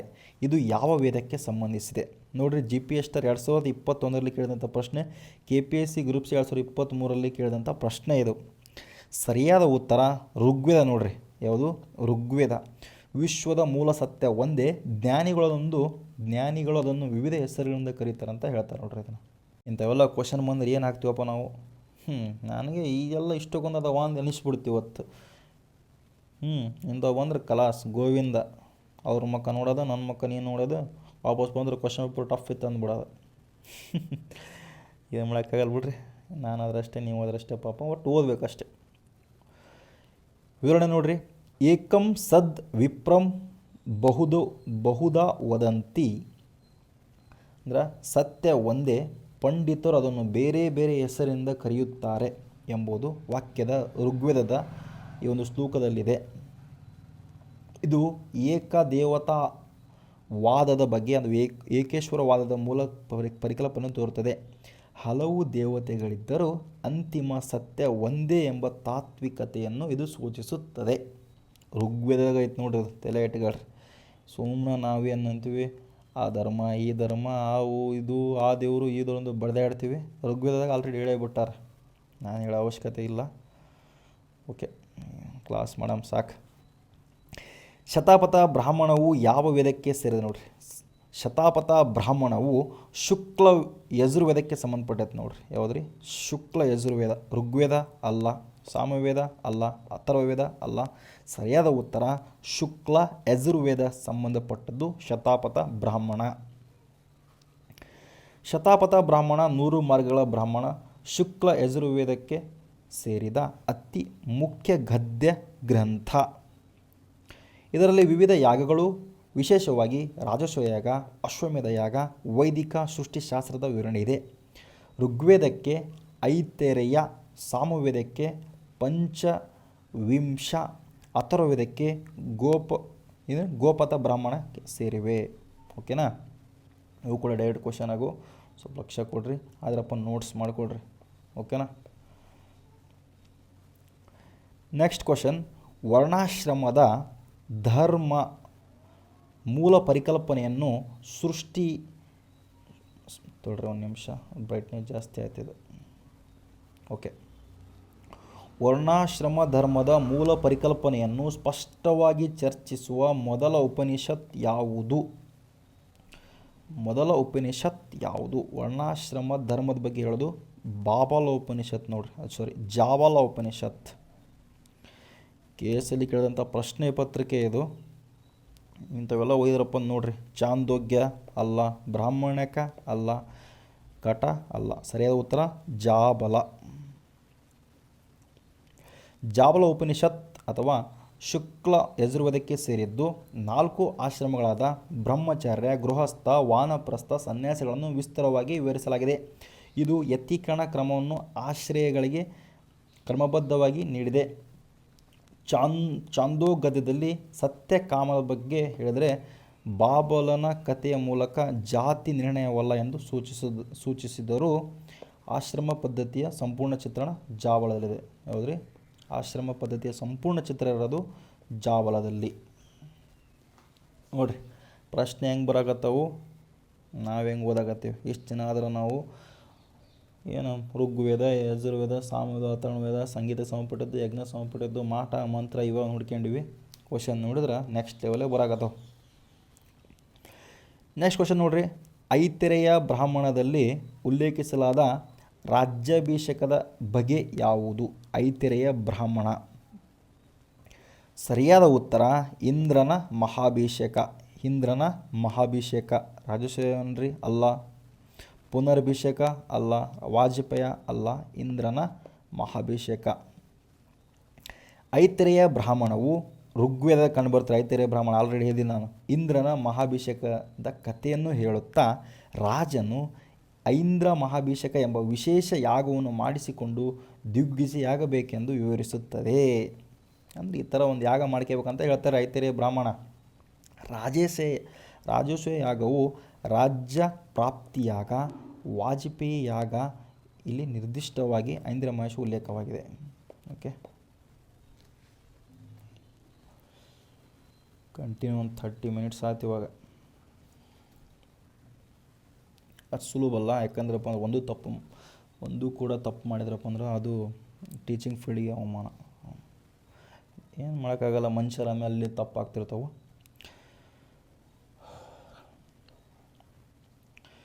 ನೆಕ್ಸ್ಟ್ ಪ್ರಶ್ನೆ ಸ್ನೇಹಿತರೆ, ತತ್ ತ್ವಮ ಅಸಿ ದಟ್ ದು ಆಟ್ ಎಂಬ ಮಹಾಕಾವ್ಯವು ಯಾವ ಉಪನಿಷತ್ತಿನಲ್ಲಿದೆ? ತತ್ ತ್ವಮ ಅಸಿ ಮತ್ತು ತಮಸೋಮ ಅಲ್ಲಿದೆ. ತತ್ ತ್ವಮ ಅಸಿ ನಾನು ಅಲ್ಲೇ ಚೆಕ್ ಮಾಡಿದ್ದೀನಿ. ಈ ಪ್ರಶ್ನೆ UPSC CS 2023 ಮತ್ತು KSET 2023 ಮತ್ತು RRBಯಲ್ಲಿ ಕೇಳಿದಂಥ ಪ್ರಶ್ನೆ ಪತ್ರಿಕೆ ಇದು. ಸರಿಯಾದ ಉತ್ತರ ಬಂದ್ರಪ್ಪ ಅಂದ್ರೆ ಚಾಂದೋಗ್ಯ ಉಪನಿಷತ್ನ ಐತೆ ನೋಡ್ರಿ. ಅದು ಚಾಂದೋಗ್ಯ. ಮಂಡಕ ಅಲ್ಲ, ಈಶ ಅಲ್ಲ, ಪ್ರಶ್ನೆ ಅಲ್ಲ. ಸರಿಯಾದ ಉತ್ತರ ಚಾಂದೋಗ್ಯ. ವಿವರಣೆ: ಚಾಂದೋಗ್ಯ ಉಪನಿಷತ್ ಅಂದ್ರೆ ಸಾಮವೇದದಲ್ಲಿ ಉದ್ದಲಕ ಆರುಣಿ ತನ್ನ ಪುತ್ರನ ಶ್ವೇತಕೇತುವಿಗೆ ತ್ವಮ ಅಸಿ ಎಂಬ ಮಹಾಕಾವ್ಯವನ್ನು 9 ಬಾರಿ ಉಪದೇಶಿಸುತ್ತಾನೆ. ಇದನ್ನು ಆತ್ಮಬ್ರಹ್ಮನ ಐಕ್ಯವನ್ನು ಸಾರುತ್ತದೆ. ಮುಂಡಕದಲ್ಲಿರುವ ಸತ್ಯಮೇವ ಜಯತೆ ಇದು ಅದೇ ಕೇಳಿದ್ರೆ ಕ್ವಶನ್ನು. ಸತ್ಯಮೇವ ಜಯತೆ ಅಂದ್ರೆ 10ನೇ ಮುಂಡಕದಲ್ಲಿ ಐತೆ, ಮುಂಡಕ ಉಪನಿಷತ್ನಾಗ ಐತೆ ಅಂತ ಅದು ಬಂದೈತೆ ಅಷ್ಟೆ. ನಮಗೇನು ಗೊತ್ತಿರ್ಬೇಕು ರೀ, ಚಾಂದೋಗ್ಯ ಉಪನಿಷತ್ನಲ್ಲಿ ಏನೈತೆ ಅಂದ್ರಪ್ಪ ಅಂದ್ರೆ ತ್ವಮ ಅಸಿ ಇದೆ. ಇದು ಯಾವುದ್ರ ಬಗ್ಗೆ ಹೇಳ್ತಂದ್ರಪ್ಪ ಅಂದ್ರೆ ಉದ್ದಲಕನ ಅರುಣಿ ತನ್ನ ಪುತ್ರ ಶ್ವೇತಕೇತುವಿಗೆ ತ್ವಮ ಅಸಿ ಎಂಬ ಮಹಾಕಾವ್ಯವನ್ನು 9 ಬಾರಿ ಉಪದೇಶಿಸ್ತಾನೆ ನೋಡ್ರಿ. ಇಷ್ಟು ಗೊತ್ತಿದ್ರೆ ಸಾಕು. ನೆಕ್ಸ್ಟ್ ಸ್ನೇಹಿತರೆ, ವೈದಿಕ ಸಾಹಿತ್ಯದಲ್ಲಿ ಬ್ರಾಹ್ಮಣ ಗ್ರಂಥಗಳ ಮುಖ್ಯ ಕಾರ್ಯವೇನು? ಬ್ರಾಹ್ಮಣ ಗ್ರಂಥಗಳ ಮುಖ್ಯ ಕಾರ್ಯ ಸರಿಯಾದ ಉತ್ತರ ಬಂದ್ರಪ್ಪ ಅಂದ್ರೆ ಯಜ್ಞ ಯಾಗಗಳ ಕ್ರಮಬದ್ಧ ವಿವರಣೆ. ನಾನು ನಿಮಗೆ ಹೇಳಿದ್ದೀನಿ ನಿನ್ನೆ, ಈ ಥರ ಒಂದು ಆಪ್ಷನಲ್ಲಿ ಇದ್ರಪ್ಪ ಆನ್ಸರ್ ಇದೇ ಆಗಿರ್ತೈತಿ. ಯಜ್ಞ ಯಾಗಗಳ ಕ್ರಮಬದ್ಧ ವಿವರಣೆ. ಓಕೆನಾ? ಇವೆಲ್ಲ ಟ್ರಿಕ್ಸ್ ಹೇಳ್ಬಾರ್ದ್ರಿ, ಹೇಳಿದ್ರಪ್ಪ ಅಂದ್ರೆ ಅದಕ್ಕೊಂದು ಬೆಲೆ ಇರಲ್ಲ. ಯಾಕಂದ್ರಪ್ಪ ಅಂದ್ರೆ ಇದನ್ನು ಟ್ರಿಕ್ಸ್ನ ನಾವು ಸುಮಾರು 6 ತಿಂಗಳ ರಿಸರ್ಚ್ ಮಾಡಿದ್ದೀನಿ. ಈ ಥರ ಒಂದು ಕ್ವಶನ್ ಪೇಪರ್ ಗೊತ್ತಿರದೇ ಇರುವ, ನಾನು ಎಲ್ಲ ಓದೋಕ್ಕಾಗುತ್ತೇನ್ರಿ? ಎಲ್ಲ ಓದೋಕ್ಕಾಗಲ್ಲ. ಓದೇ ಇರುವ ಪ್ರಶ್ನೆಗಳನ್ನು ಯಾವ ರೀತಿಯಾಗಿ ಮಾಡಬೇಕು ಅಥವಾ ಯಾವ ಸರಿಯಾಗಿ ಮಾಡಬೇಕು ಅಂದರೆ ಇದನ್ನು ಸುಮಾರು 6 ತಿಂಗಳ ಬರೀ ಕ್ವಶನ್ ಪೇಪರ್ ರೆಫರ್ ಮಾಡಿ ಬರೀ ಇದಕ್ಕೆ ಡೆಡಿಕೇಟ್ ಮಾಡಿದ್ದೀನಿ ನಾನು. ನಿಮ್ಗೆ ಹೇಳ್ಬಿಟ್ರಪ್ಪ ಏನು ಉಪಯೋಗ? ನೀವು ಸರಿಯಾಗಿ ಒಂದು ಕ್ಲಾಸ್ ಕೇಳಲ್ಲ, ಬಿಡಲ್ಲ. ಅದು ಹೇಳಕ್ಕೆ, ಯಾಕಂದರೆ ಎಲ್ಲ ನಮ್ಮ ಅಣ್ತಂಬ್ಳಲ್ಲ, ಅಕ್ಕಂಗೆ ಇರಲ್ಲ, ಹೇಳ್ಬೇಕಾಗತ್ತೆ. ಓಕೆ, ಈ ಒಂದು ಸಿಂಬಲ್ ಇಲ್ಲೇ ಇರಲಿ, ಆನ್ಸರ್ ಇರುತ್ತೆ ನೋಡ್ರಿ ಅದು. ಓಕೆ, ಇದನ್ನು ಟ್ರಿಕ್ಸ್ ನೆನಪಿರ್ರಿ. 2 ಟ್ರಿಕ್ಸ್ ಹೇಳಿದ್ದು ನಿಮಗೆ ನಾನು. ಒಂದು ಕಾಮ ಇದ್ರಪ್ಪ ಅಂದ್ರೆ ಆನ್ಸರ್ ಇರ್ತೈತಿ, ಇನ್ನೊಂದು ಬಂದ್ರಪ್ಪ ಅಂದ್ರೆ ಈ ಸಿಂಬಲ್ ಇದ್ರಪ್ಪ ಆನ್ಸರ್ ಇರ್ತೈತಿ. ಓಕೆ ನೋಡ್ರಿ, ಬ್ರಾಹ್ಮಣಗಳು ಐತಿರೇಯ, ಶತಾಪಥ, ಪಂಚವಿಂಶ ಇತ್ಯಾದಿ ವೈದಿಕ ಸಾಹಿತ್ಯಗಳ ಮಂತ್ರಗಳ ಆಚರಣೆಯ ಭಾಗದ ವಿವರಣೆ. ಇವು ಯಜ್ಞದ ವಿಧಿ ಮಂತ್ರಗಳ ಪ್ರಯೋಗ, ಪುರೋಹಿತರ ಕರ್ತವ್ಯಗಳನ್ನು ಗದ್ಯದಲ್ಲಿ ವಿವರಿಸುತ್ತವೆ. ನೆಕ್ಸ್ಟ್ ಕ್ವಶನ್ ನೋಡ್ರಿ, ಉತ್ತರ ವೇದಕಾಲದಲ್ಲಿ ಸ್ತ್ರೀಯರ ಸ್ಥಾನಮಾನದ ಬಗ್ಗೆ ಸರಿಯಾದ ಹೇಳಿಕೆ ಯಾವುದು? ನೋಡ್ರಿ, ಉತ್ತರ ವೇದಕಾಲದ ಏನಾಗುತ್ತಂದ್ರಪ್ಪ ಅಂದ್ರೆ ಪೂರ್ವ ವೇದಕಾಲದೆಲ್ಲ ಚೆನ್ನಾಗಿರ್ತಾರೆ ರೀ. ಅಂದ್ರೆ ನಮ್ಮ ಒಂದು ಋಗ್ವೇದ ಕಾಲದಲ್ಲೆಲ್ಲ ಚೆನ್ನಾಗಿರ್ತದೆ. ನಂತರ ಉತ್ತರ ವೇದ ಕಾಲದಲ್ಲಿ ಬರ್ತದಲ್ಲ, ಅವಾಗ ಏನಾಗ್ತಂದ್ರಪ್ಪ ಅಂದ್ರೆ ಫಸ್ಟು ಅವರ ಸ್ಥಾನ ಕ್ರಮೇಣ ಇಳಿಕೆಯಾಯಿತು. ಸಭಾ ಮತ್ತು ಸಮಿತಿಗಳಲ್ಲಿ ಭಾಗವಹಿಸುವುದು ಕಡಿಮೆಯಾಯಿತು. ಸರಿಯಾದ ಉತ್ತರ ಕ್ರಮೇಣ ಇಳಿಕೆ ಆಗ್ತೈತಿ. ಸಭಾ ಮತ್ತು ಸಮಿತಿಗಳಲ್ಲಿ ಭಾಗವಹಿಸುವ ಸ್ಥಾನಮಾನ ಕೂಡ ಕಡಿಮೆ ಆಗ್ತೈತಿ. ಇದು ಕೂಡ ಕ್ವಶನ್ ಸಿಕ್ಕಾಪಟ್ಟೆ ಸರಿಯಾಗೈತೆ ರೀ. ಋಗ್ವೇದ ಕಾಲದಲ್ಲಿ ವಿಶ್ವವರ, ಘೋಷ, ಅಪಲ ಮುಂತಾದ ಸ್ತ್ರೀ ಋಷಿಗಳಿದ್ದರು. ಸ್ತ್ರೀಯರಿಗೆ ಉಪನಯನ ಸಹ ಇತ್ತು. ಆದರೆ ಉತ್ತರ ವೇದ ಕಾಲದಲ್ಲಿ ಪಿತೃಪ್ರಧಾನ ವ್ಯವಸ್ಥೆ ಬಲಗೊಂಡು ಸ್ತ್ರೀಯರು ಸಾರ್ವಜನಿಕ ಪಾತ್ರ ಸೀಮಿತವಾಯಿತು. ಉಪನಯನ ನಿಂತು ಸಭಾ ಮತ್ತು ಸಮಿತಿಗಳಲ್ಲಿ ಭಾಗವಹಿಸುವಿಕೆ ಕ್ಷೀಣಿತು. ಆಸ್ತಿ ಹಕ್ಕು ನಿರ್ಬಂಧವಾಯಿತು. ಸಂಪೂರ್ಣ ಸಮಾನತೆ ಇರಲಿಲ್ಲ. ನೋಡ್ರಿ, ಅವಾಗ ನಿರ್ಬಂಧ ಹಾಕಿದ್ದು ಪ್ರೆಸೆಂಟ್ ಇಲ್ಲಿವರೆಗೂ ಕೂಡ ನಾವು ಹೆಣ್ಮಕ್ಳನ್ನ ಅದೇ ಹೌದಲ್ರಿ ಮನೆ ಕೆಲಸಕ್ಕೆ ಸೀಮಿತ ಮಾಡೀವಿ. ಇವಾಗೆಲ್ಲ ಬದಲಾವಣೆ ಆಗೈತಿ. ಆದರೂ ಕೂಡ ನಮ್ಮ ಒಂದು ಹಳ್ಳಿಗಳಲ್ಲಿ ಅಥವಾ ಕೆಲವೊಂದಿಷ್ಟು ರಾಜ್ಯಗಳಲ್ಲಿ ಅಷ್ಟೇ ಐತಿ. ಆಟಕ್ಕುಂಟು ಲೆಕ್ಕಕ್ಕಿಲ್ಲ. ಮನೆ ಕೆಲಸಕ್ಕೆ, ಊಟಕ್ಕೆ, ಅಡುಗೆಗೆ ಅಷ್ಟೇ ಹೆಣ್ಮಕ್ಳನ್ನ ಸೇವೆ ಮಾಡಿವಿ. ಸೊ ನಾವು ನೋಡುವ ದೃಷ್ಟಿಕೋನ ಬದಲಾಗಬೇಕು. ದೇಶ ಬದಲಾಗಬೇಕು. ಫಸ್ಟ್ ನಾವು ಬದಲಾಗಬೇಕು. ಓಕೆ, ನೆಕ್ಸ್ಟ್ ನೋಡ್ರಿ, ಯೋಗ ಮತ್ತು ಧ್ಯಾನದ ಮೂಲ ಪರಿಕಲ್ಪನೆಯನ್ನು ವ್ಯವಸ್ಥಿತವಾಗಿ ಪ್ರತಿಪಾದಿಸಿದ ಆರಂಭಿಕ ಉಪನಿಷತ್ ಯಾವುದು? ಯೋಗ ಮತ್ತು ಧ್ಯಾನ ಪರಿಕಲ್ಪನೆ ನೋಡ್ರಿ, ಜೂನ್ 21 ಇವಾಗ ನೆಕ್ಸ್ಟ್ ನಾವು ಇಂಟರ್ನ್ಯಾಷನಲ್ ಯೋಗ ಡೇ ಅಂತ ಆಚರಣೆ ಮಾಡ್ತೀವಲ್ಲ, ಇವೆಲ್ಲ ಕ್ವಶನ್ ಇಂಪಾರ್ಟೆಂಟ್ ಆಗ್ತವೆ. ಓಕೆ, ಯಾಕಂದ್ರೆ ನಾವು ಯೋಗವನ್ನು ಪರಿಚಯ ಮಾಡಿದ್ದು ನಮ್ಮ ಒಂದು ರಾಷ್ಟ್ರ ಅಲ್ಲ, ಅದೆಲ್ಲ ನಾವು ತಲೆ ಇಟ್ಕೋಬೇಕು. ಅದಕ್ಕೋಸ್ಕರ ಕೇಳಿರ್ಬೇಕು ನೋಡ್ರಿ. ಇದನ್ನು 2023ರಲ್ಲಿ ಮತ್ತು UPSC CS 2020ರಲ್ಲಿ ಕೇಳಿದಂಥ ಪ್ರಶ್ನೆ ಇದು. ಸರಿಯಾದ ಉತ್ತರ ಕಟ ಅಥವಾ ಶ್ವೇತಾಶ್ವರ. ಕಟ ಶ್ವೇತಾಶ್ವರ ಆನ್ಸರ್. ಕಟ ಉಪನಿಷತ್ತಲ್ಲಿ ಯಮ ನಚಿಕೇತ ಸಂವಾದದ ಮೂಲಕ ಆತ್ಮ ಶರೀರ ಯೋಗದ ಮೂಲಕ ಶಾಶ್ವತ ಸತ್ಯವನ್ನು ಕಾಣುವ ವಿಧಾನ ವಿವರಿಸಿದೆ. ಶ್ವೇತಾಶ್ವರದಲ್ಲಿ ಧ್ಯಾನ, ಪ್ರಣವ ದೇವವನ್ನು ಒಳಗೆ ಅನುಭವಿಸುವ ವಿಧಾನಗಳಿವೆ.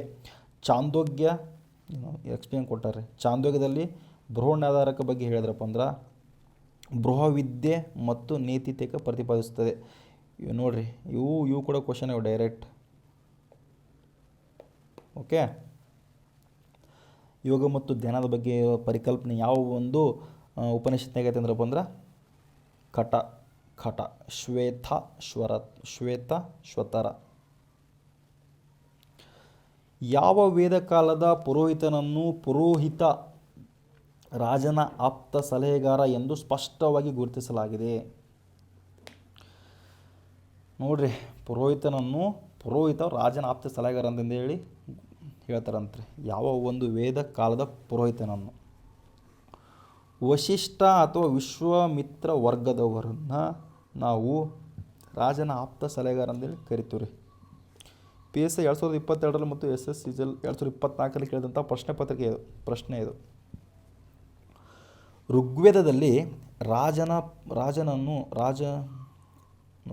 ಋಗ್ವೇದದಲ್ಲಿ ರಾಜನ ಪುರೋಹಿತನು ಕೇವಲ ಧಾರ್ಮಿಕ ಕಾರ್ಯಗಳಲ್ಲದೆ ಯುದ್ಧ ವಿಜಯಕ್ಕಾಗಿ ಪ್ರಾರ್ಥಿಸುವ ರಾಜನ ಆಪ್ತ ಮಂತ್ರಿಯಾಗಿ ಕಾರ್ಯನಿರ್ವಹಿಸುತ್ತಿದ್ದ.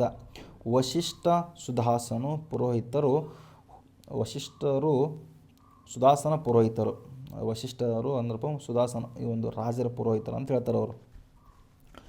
ನೆಕ್ಸ್ಟ್ ಹೋತೃ ಬಂದ್ರಪ್ಪ ಋಗ್ವೇದದ ಪಠಕ. ಹೋತ್ರ ಬಂದ್ರಪ್ಪ ಅಂದ್ರೆ ಋಗ್ವೇದದ ಪಠಕವನ್ನು ನಾವು ಹೋತ್ರ ಅಂತ ಕರಿತೀವಿ. ಅಧ್ವರ್ಯ ಬಂದ್ರಪ್ಪ ಯಜುರ್ವೇದದ ಪಠಕ ಅಥವಾ ಕ್ರಿಯಾ ನಿರ್ವಾಹಕ. ನಿರ್ದಿಷ್ಟ ಯಾಗದ ಕರ್ತವ್ಯಗಳು ಇವು ಡೈರೆಕ್ಟ್ ಕ್ವಶನ್ ಆಗ್ಯಾವ ನೋಡ್ರಿ.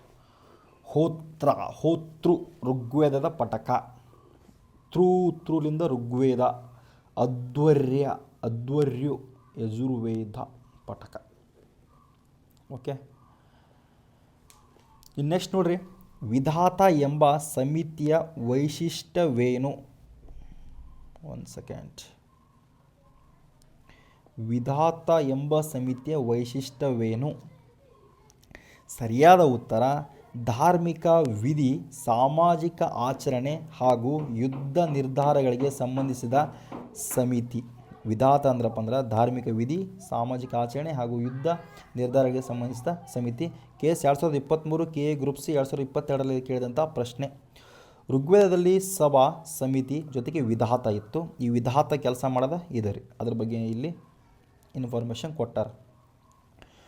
ವಿಧಾತ ಎಂಬ ಸಮಿತಿ ಉಲ್ಲೇಖವಿದೆ. ಇದು ಬಹುಶಃ ಎಲ್ಲ ಜನರಿಗೂ ಮುಕ್ತವಾಗಿದ್ದು ಧಾರ್ಮಿಕ ಕ್ರಿಯೆ, ಸಾಮಾಜಿಕ ನಿಯಮಗಳ ಪಾಲನೆ ಹಾಗೂ ಆರ್ಥಿಕ ವಿಷಯಗಳ ಯುದ್ಧ ಘೋಷಣೆಗಳಿಗೆ ಸಭೆ ಸೇರುತ್ತಿತ್ತು. ಇದು ಪುರೋಹಿತನ ಪ್ರಭಾವ ಅಧಿಕವಾಗಿರುವ ಸಂಸ್ಥೆಯಾಗಿರಬಹುದು ಅಂತ ಹೇಳ್ತಾರೆ ಅವರು. ಯಾವುದ್ರಿ? ವಿಧಾತ. ಯಾವ ವೇದಗಳಲ್ಲಿ ಪೃಥ್ವಿ ಸೂಕ್ತವಿದ್ದು ಭೂಮಿಯನ್ನು ತಾಯಿಯಾಗಿ ಸ್ತುತಿಸಲಾಗಿದೆ? ಆವಾಗಿನ ಕಾಲಕ್ಕೆ ನೋಡ್ರಿ. FD 2022 ಕೇಳಿದಂಥ ಪ್ರಶ್ನೆ ಇದು. ಅಥರ್ವ ವೇದದಾಗ ನೋಡ್ರಿ ಯಾವುದು ಸರಿಯಾದ ಉತ್ತರ. ಅಥರ್ವ ವೇದದಾಗ ಏನಾದ್ರಪ್ಪ ಅಂದ್ರೆ ಪೃಥ್ವಿಯ ಸೂಕ್ತ ಐತಂದ್ರೆ ಪೃಥ್ವಿಯ ಬಗ್ಗೆ ಒಂದು ಸೂಕ್ತ ಶ್ಲೋಕ ಬರ್ದಾರ. ಅದು ಭೂಮಿಯನ್ನು ತಾಯಿಗಾಗಿ ಭೂಮಿಯನ್ನು ತಾಯಿಗೆ ಹೋಲಿಕೆ ಮಾಡಿವಂತೆ ಇಲ್ಲಿ ಅಥರ್ವ ವೇದದಾಗ. ಅಥರ್ವ ವೇದದ 12.1 ಸೂಕ್ತವು ಪೃಥ್ವಿಯ ಸೂಕ್ತವಾಗಿದ್ದು ಇದರಲ್ಲಿ ಭೂಮಿಯನ್ನು ವೈವಿಧ್ಯಮಯವಾಗಿ ಸ್ತುತಿಸಲಾಗಿದೆ. ಋಗ್ವೇದದಲ್ಲಿ ಭೂಮಿಗೆ ಸ್ತೋತ್ರಗಳಿವೆಯಾದರೂ ಅಥರ್ವ ವೇದದಲ್ಲಿ ಸೂಕ್ತ ವಿಸ್ತೃತವಾಗಿದೆ. ಯಜುರ್ವೇದದಲ್ಲಿ ಪೃಥ್ವಿಗೆ ಯಜ್ಞಕ್ಕೆ ಸಂಬಂಧಿಸಿದ ಮಂತ್ರಗಳು, ಸಾಮವೇದದಲ್ಲಿ ಗಾನಕ್ಕೆ ಸಂಬಂಧಪಟ್ಟಿದೆ. ಯಜುರ್ವೇದದಲ್ಲಿ ಪೃಥ್ವಿಗೆ ಯಜ್ಞಕ್ಕೆ ಸಂಬಂಧಿಸಿದೆ ಮಂತ್ರಗಳು, ಸಾಮವೇದ ಗಾನವಿದೆ. ಆದ್ದರಿಂದ ಸಿ ಆನ್ಸರ್. ಡೈರೆಕ್ಟ್ ಆಯ್ತಪ್ಪ ಅದು ಸ್ಕ್ರೀನ್ ನೋಡಿ ಪಾಠ ಮಾಡೋದು. ಉಪನಿಷತ್ತುಗಳನ್ನು ಸಾಮೂಹಿಕವಾಗಿ ಏನೆಂದು ಕರೆಯುತ್ತಾರೆ? ರೀ? ಸರಿಯಾದ ಉತ್ತರ ವೇದಾಂತ. ಯಾವುದ್ರಿ? ಉಪನಿಷತ್ನರು ವೇದಾಂತ. ಕರ್ಮಕಾಂಡ ಆಪ್ಷನ್ ಅಲ್ವೇ ಅಲ್ಲ, ಸ್ಮೃತಿ ಅಲ್ಲ, ಇತಿಹಾಸ ಅಲ್ಲ. ಸರಿಯಾದ ಉತ್ತರ ವೇದಾಂತ. UPSC 2022 ಕರ್ನಾಟಕ ಪೊಲೀಸ್ ಕಾನ್ಸ್ಟೇಬಲ್ 2023 ಕೇಳಿದಂಥ ಪ್ರಶ್ನೆ. ಉಪನಿಷತ್ತುಗಳು ವೇದಗಳ ಕೊನೆಯ ಭಾಗದಲ್ಲಿರುವುದರಿಂದ ಅವುಗಳನ್ನು ವೇದಾಂತ ಅಥವಾ ವೇದದ ಅಂತ್ಯ ಎಂದು ಕರೆಯುತ್ತಾರೆ. ವೇದಗಳ ಸಂಹಿತೆ, ಬ್ರಾಹ್ಮಣ, ಅರಣ್ಯಕ, ಉಪನಿಷತ್ ಎಂಬ 4 ಸ್ತರಗಳನ್ನು ಹೊಂದಿದೆ. ಉಪನಿಷತ್ತುಗಳು ಜ್ಞಾನಕಾಂಡ, ಕರ್ಮಕಾಂಡವೆಂದರೆ ಸಂಹಿತೆ, ಬ್ರಾಹ್ಮಣಗಳು. ಸ್ಮೃತಿ ಎಂದರೆ ಉಪನಿಷತ್ತುಗಳಲ್ಲಿ ಇದು ಎಕ್ಸ್ಪ್ಲೇನ್ ಕೊಡ್ರ ಅಷ್ಟೇ. ಸ್ಮೃತಿ ಎಂದರೆ ಸ್ಮರಣೆಯ ಆಧಾರದ ಮೇಲಿನ ಗ್ರಂಥ. ಸ್ಮೃತಿ ಅಂದರೆ ಸ್ಮರಣೆಯ ಆಧಾರದ ಮೇಲಿನ ಗ್ರಂಥ. ಉಪನಿಷತ್ತು ಅಂದ್ರೆ ಜ್ಞಾನಕಾಂಡ ಮತ್ತು ಕರ್ಮಕಾಂಡ. ಕರ್ಮಕಾಂಡ ಎಂದರೆ ಸಂಹಿತೆ ನೋಡ್ರಿ. ಓಕೆನಾ. ಋಗ್ವೇದ ಕಾಲದಲ್ಲಿ ಬಲಿ ಎಂಬ ಪದ ಯಾವ ಅರ್ಥದಲ್ಲಿ ಬಳಕೆಯಾಗುತ್ತಿತ್ತು? ಋಗ್ವೇದ, ಇದು ಸುಮಾರು ಸರಿ ನಮಗಂತೂ ಸಿಕ್ಕಾಪಟ್ಟೆ ಕ್ವಶನ್ ಆಗುತ್ತಿದ್ದು. SSMTH 2024, VAO 2021ರಲ್ಲಿ ಕೇಳಿದಂಥ ಇದೊಂದು ಟ್ಯಾಕ್ಸ್ ರೀ. ಇದು ಸ್ವಯಂ ಪ್ರೇರಿತ ಕಾಣಿಕೆ ಅಥವಾ ಕಂದಾಯ. ಸ್ವಯಂ ಪ್ರೇರಿತ ಕಾಣಿಕೆ ಅಥವಾ ಕಂದಾಯ. ಸರಿಯಾದ ಉತ್ತರ ಬಿ, ಕಡ್ಡಾಯ ತೆರಿಗೆ ಅಲ್ಲ, ದಂಡ ಅಲ್ಲ, ಸುಂಕ ಅಲ್ಲ, ಸ್ವಯಂ ಪ್ರೇರಿತ ಕಾಣಿಕೆ ಅಥವಾ ಕಂದಾಯ. ಋಗ್ವೇದ ಕಾಲದಲ್ಲಿ ರಾಜನು ಜನರಿಂದ ಬಲಿಯನ್ನು ಸ್ವೀಕರಿಸ್ತಿದ್ದನು, ಅಂದ್ರೆ ಟ್ಯಾಕ್ಸ್ ಕಂದಾಯ ತಗೊಳ್ತಿದ್ದನು. ಇದು ಕಾನೂನುಬದ್ಧ ತೆರಿಗೆಗಿಂತ ಹೆಚ್ಚಾಗಿ ರಾಜನ ರಕ್ಷಣೆಗಾಗಿ ಜನರು ಸಂತೋಷದಿಂದ ನೀಡುವ ಕಾಣಿಕೆ ರೂಪದಲ್ಲಿತ್ತು. ರಾಜನ ರಕ್ಷಣೆಗಾಗಿ. ಉತ್ತರ ವೇದ ಕಾಲದಲ್ಲಿ ಇದು ನಿಯಮಿತ ತೆರಿಗೆಯಾಯಿತು. ಭಾಗ ಎಂಬುದು ನಿಗದಿತ ಪಾಲಾಯಿತು. ಓಕೆನಾ. ಉತ್ತರ ವೇದ ಕಾಲದಾಗ ಎಲ್ಲ ಚೇಂಜ್ ಆಗ್ತಾ ಹೋಗ್ತಾವ್ರಿ. ನೆಕ್ಸ್ಟ್ ನೋಡ್ರಿ, ಯಾವ ವೈದಿಕ ದೇವತೆಗೆ ಋತಸ್ಯ ಗೋಪ ಅಂದರೆ ಕಾಸ್ಮಿಕ ನಿಯಮನ ರಕ್ಷಕ, ಋತಸ್ಯ ಗೋಪ ಎಂದು ಕರೆಯಲಾಗಿದೆ? ಸರಿಯಾದ ಉತ್ತರ ವರುಣ. ಯಾವುದ್ರಿ? ವರುಣ. ಕೇಸ್ 2020 UPSCಯಲ್ಲಿ ಕೇಳಿದಂಥ ಪ್ರಶ್ನೆ ನೋಡ್ರಿ, ಇಂಥವ ಕೇಳಿಬಿಡ್ತಾರೆ ಇವರೆಲ್ಲ. ಋಗ್ವೇದ ಕಾಲದಲ್ಲಿ ವರುಣನು ಋತ್ ಆಕಸ್ಮಿಕ ನೈತಿಕ ಕ್ರಮ ರಕ್ಷಕನಾಗಿ ಚಿತ್ರಿತನಾಗಿದ್ದಾನೆ. ಅವನು ಸರ್ವಜ್ಞ, ನಿಯಮಪಾಲಕ, ಪಾಪಗಳಿಗೆ ಶಿಕ್ಷೆ ನೀಡುವವನು. ಇಂದ್ರ ಯುದ್ಧ ಮತ್ತು ಶಕ್ತಿಯ ದೇವತೆ ನೀಡುವನು. ಇಷ್ಟೇ ಮುಗಿತಿದ್ದು. ಇಲ್ಲಿ ಆದಮೇಲೆ ಬರ್ತಾರೆ ಇಂದ್ರ. ಒಂದು ನಿಮಿಷ, ಇದು ಇಂದ್ರ ಬಂದ್ರಪ್ಪ ಅಂದ್ರೆ ಯುದ್ಧ ಮತ್ತು ಶಕ್ತಿಯ ದೇವತೆ, ಅಗ್ನಿ ಮಧ್ಯವರ್ತಿ. ನೆಕ್ಸ್ಟ್ ಮಿತ್ರ ಸ್ನೇಹ ಹಾಗೂ ಒಪ್ಪಂದಗಳ ದೇವತೆಗಾಗಿ. ಹೀಗಾಗಿ ವೃತ್ತದ ಪರಿಕಲ್ಪನೆ ವರ್ಣನೆಗೆ ಸೀಮಿತ. ಇದು ಆಪ್ಷನ್ನ ಎಕ್ಸ್ಪ್ಲೇನ್ ಮಾಡ್ಯಾರ್ರಿ ಅಷ್ಟೇ. ಇಲ್ಲಿಗೆ ಆನ್ಸರ್ ಮುಗೀತು. ಓಕೆನಾ. ಇಂದ್ರ ಬಂದ್ರಪ್ಪ ಅಂದ್ರೆ ಯುದ್ಧ ಮತ್ತು ಶಕ್ತಿಯ ದೇವತೆ ಅಂತ ಕರಿತೀವಿ. ಅಗ್ನಿ ನಾವು ಮಧ್ಯವರ್ತಿ ಅಂತ ಕರಿತೀವಿ. ಅಗ್ನಿನ ಮಧ್ಯವರ್ತಿ. ಯಾಕಂದ್ರೆ ಸ್ವಾಹ ಅಂತಂದೇಳಿ ನಾವು ಏನು ಹಾಕ್ತಿರ್ತೀವಲ್ರಿ, ಅದನ್ನು ಮಧ್ಯ ದೇವತೆ. ಇಂದ್ರ ಯುದ್ಧ ದೇವತೆ. ವರುಣ ಬಂದ್ರಪ್ಪ ಅಂದ್ರೆ ಋತಸ್ಯ ಋಣ. ಮಿತ್ರ ಬಂದ್ರಪ್ಪ ಅಂದ್ರೆ ಮಿತ್ರನ ಬಗ್ಗೆ ಹೇಳ್ಯಾರ್ರಿ, ಏನಂದ್ರೆ ಮಿತ್ರ ಸ್ನೇಹ ಮತ್ತು ಒಪ್ಪಂದಗಳಿಗೆ ದೇವತೆ ಅಂತ ಕೊಟ್ಟಾರ್ರಿ. ನೆಕ್ಸ್ಟ್ ನೋಡ್ರಿ, ಋಗ್ವೇದ ಕಾಲದಲ್ಲಿ ಜನ ಪದದ ಅರ್ಥವೇನು? ಋಗ್ವೇದ ಕಾಲದಲ್ಲಿ ಜನ ಪದದ ಅರ್ಥ ಒಂದು ಜನಾಂಗ ಅಥವಾ ಬುಡಕಟ್ಟು. ಆಲ್ರೆಡಿ ನಾನು ಇದು ಒಂದು ಪ್ಯಾರಾದಲ್ಲಿ ಓದುವಾಗ ಹೇಳಿದ್ದೆ ನಾನು. ಜನ ಅಂದ್ರಪ್ಪ ಅಂದ್ರೆ ಜನಾಂಗ ಅಥವಾ ಬುಡಕಟ್ಟಿಗೆ ನಾವು ಋಗ್ವೇದ ಕಾಲದಲ್ಲಿ ಕರಿತೀವಿ ರೀ. ಜನಾಂಗದ ಬುಡಕಟ್ಟಿಗೆ ಜನ ಅಂತಂದೇಳಿ ಕರಿತೀವಿ. ಕೇಸ್ 2023 ಮತ್ತು ಕರ್ನಾಟಕ ಪೊಲೀಸ್ ಕಾನ್ಸ್ಟೇಬಲ್ 2022ರಲ್ಲಿ ಕೇಳಿದಂಥ ಪ್ರಶ್ನೆ ಇದು. ಋಗ್ವೇದ ಕಾಲದ ಆಡಳಿತದಲ್ಲಿ ಆಡಳಿತ ಮೂಲ ಘಟಕ ಕುಲಕ್ಕೆ ನಾವು ಕುಟುಂಬ ಅಂತ ಕರಿತೀವಿ. ಗ್ರಾಮ ವಿಶ್ ಮತ್ತು ಜನ ಎಂಬ ಪದವು ದೊಡ್ಡ ಬುಡಕಟ್ಟು ಸಮೂಹವನ್ನು ಸೂಚಿಸುತ್ತಿತ್ತು. ಉತ್ತರ ವೇದ ಕಾಲದಲ್ಲಿ ಜನಪದ ಮತ್ತು ರಾಷ್ಟ್ರ ಪದಗಳು ಪ್ರಾದೇಶಿಕ ರಾಜ್ಯಗಳನ್ನು ಸೂಚಿಸಲು ಬಂದವು. ಉತ್ತರ ವೇದ ಕಾಲ ನೋಡ್ರಿ, ಉತ್ತರ ವೇದ ಕಾಲ ಒಂದೊಂದು ಚೇಂಜ್ ಆಗ್ತವೆ. ಆದ್ದರಿಂದ ನಗರ ರಾಜ್ಯ ಅಥವಾ ಸಾಮ್ರಾಜ್ಯಶಾಹಿ ಎಂಬುದು ತಪ್ಪು. ಇವು ಎರಡು ತಪ್ಪು ಅಂತ ಹೇಳ್ತಾರೆ ಇವರು. ಇದು ತಪ್ಪು, ಇದು ತಪ್ಪು, ಇದು ತಪ್ಪು. ಸರಿಯಾದ ಉತ್ತರ ಜನಾಂಗ. ನೆಕ್ಸ್ಟ್, ಉತ್ತರ ವೇದ ಕಾಲದಲ್ಲಿ ರಾಜನ ಅಧಿಕಾರವನ್ನು ಹೆಚ್ಚಿಸಲು ಪ್ರಮುಖ ಕಾರಣವಾದ ಯಾಗ ಯಾವುದು? ಇದು ಅಂತೂ ಸಿಕ್ಕಾಪರಿ ಕ್ವಶನ್, ಫೇವ್ರೇಟ್ ಕ್ವಶನ್, ಎಲ್ಲರಿಗೂ ಗೊತ್ತು. ಏನು ಗೊತ್ತಿಲ್ಲ ಅಂದರೂ ಕೂಡ ಆನ್ಸರ್ ಹಾಕ್ತೀವಿ ನಾವು. ಅಶ್ವಮೇಧ ಯಾಗ, ಕುದುರೆ ಯಾಗ. ಹೌದಲ್ರಿ? ಉತ್ತರ ವೇದ ಕಾಲದಾಗ ಬರ್ತಾವೆ ಎಲ್ಲ ಅಶ್ವಮೇಧ ಯಾಗನ. ಅಶ್ವಮೇಧ ಯಾಗವು ಚಕ್ರವರ್ತಿಯ ಪದವಿಯನ್ನು ಸ್ಥಾಪಿಸಲು ನೆರವಾಗುತ್ತಿತ್ತು. ಅರ್ಹತೆ ಹೊಂದಿದ ರಾಜನು ಕುದುರೆಯನ್ನು ಸಂಚರಿಸಲು ಬಿಡುತ್ತಿದ್ದ. ಅದನ್ನು ತಡೆದ ರಾಜರನ್ನು ಸೋಲಿಸಬೇಕಾಗಿತ್ತು. ಇದು ಸಾಮ್ರಾಜ್ಯಶಾಹಿ ಮಹತ್ವಾಕಾಂಕ್ಷೆಯ ಪೂರೈಸುತ್ತಿತ್ತು. ಉಳಿದವು ಸಾಮಾನ್ಯ ಧಾರ್ಮಿಕ ವಿಧಿಗಳಾಗಿದ್ದವು. ಓಕೆನಾ. ಇನ್ನು ನೆಕ್ಸ್ಟ್ ನೋಡಿ ಸ್ನೇಹಿತರೆ, ಗಾಯತ್ರಿ ಮಂತ್ರ ಋಷಿ ಯಾರು? ನಮ್ಗೆ ಗೊತ್ತು, ವಿಶ್ವಾಮಿತ್ರ ಮಹರ್ಷಿ. ಯಾವ ಒಂದು ಇದ್ರಾಗೈತಿ? 10ನೇ ಮಂಡಲದಾಗೈತಿ. ಋಗ್ವೇದದ ಎಲ್ಲ ನೋಡ್ರಿ, ಏನು ಓದಬೇಕು ಹೋದ್ರೆ 3.621ರಲ್ಲಿ ಅಂದರೆ 10ನೇಯಲ್ಲಿ ಗಾಯತ್ರಿ ಮಂತ್ರದ ದ್ವಾಷ್ಟರ ಋಷಿ ಅಂದರೆ ದ್ರಷ್ಟರ ಋಷಿ ವಿಶ್ವಾಮಿತ್ರ ರಚನೆ ಮಾಡ್ತಾರೆ. ಇವರು ಕ್ಷತ್ರಿಯ ಕುಲವರಾಗಿದ್ದು ತಪಸ್ಸಿನಿಂದ ಬ್ರಹ್ಮರ್ಷಿ ಪದವಿಯನ್ನು ಪಡಿತಾರೆ. ವಶಿಷ್ಠರೊಂದಿಗೆ ಸ್ಪರ್ಧೆ ಪ್ರಸಿದ್ಧ. ನೆಕ್ಸ್ಟ್ ಇದನ್ನು ಬರ್ತೈತೆ, ಇದು ಕ್ವಶನ್ ಆಗೈತಿ. ಓಕೆ, ನೆಕ್ಸ್ಟ್ ಕರ್ಮ ಪರಿಕಲ್ಪನೆಯನ್ನು ಸ್ಪಷ್ಟವಾಗಿ ಪ್ರತಿಪಾದಿಸಿದ ಆರಂಭಿಕ ಉಪನಿಷತ್ ಯಾವುದು? ಯಾವುದ್ರಿ? ಪರಿಕಲ್ಪನೆ. ಅವಾಗ ಏನು ಬಿಟ್ಟರು ಕರ್ಮ ಬಿಡಲ್ಲ, ಕರ್ಮ ರಿಟರ್ನ್ಸ್ ಅಂತೀವಲ್ಲ, ಅದು ಕಲ್ಪನೆ ಇರೋದು ಯಾವುದ್ರಿ? ಬೃಹದಾರಣ್ಯಕ ಒಂದು ಉಪನಿಷತ್ನಾಗ ಕರ್ಮದ ಬಗ್ಗೆ ಹೇಳ್ತಾರೆ ನೋಡ್ರಿ. UPSC CS 2000 ಮತ್ತು KS 2022ರಲ್ಲಿ ಕೇಳಿದಂಥ ಪ್ರಶ್ನೆ ಇದು. ಬೃಹದಾರಣ್ಯಕ ಉಪನಿಷತ್ನಲ್ಲಿ ಶುಕ್ಲ ಯಜುರ್ವೇದದಲ್ಲಿ ಯಜ್ಞವಲ್ಯ, ಮೈತ್ರೇಯಿ ಸಂವಾದದಲ್ಲಿ ಕರ್ಮ, ಪುನರ್ಜನ್ಮ ಮತ್ತು ಆತ್ಮದ ಅಮರತ್ವದ ಬಗ್ಗೆ ಆಳವಾದ ಚರ್ಚೆ ಇದೆ. ಕರ್ಮಣ ವರ್ಧತೆ ಎಂಬ ಉಲ್ಲೇಖವಿದೆ.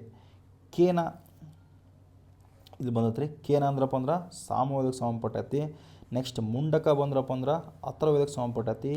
ಈ ನೋಡ್ರಿ, ವಾಜಪೇಯ ಯಾಗದ ಪ್ರಧಾನ ದೇವತೆ ಯಾರು? ವಾಜಪೇಯ ಯಾಗದ ಪ್ರಧಾನ ದೇವತೆ ಪ್ರಜಾಪತಿ. ಯಾವುದ್ರಿ? ಪ್ರಜಾಪತಿ. PDO 2022ರಲ್ಲಿ ಕೇಳಿದಂಥ ಪ್ರಶ್ನೆ.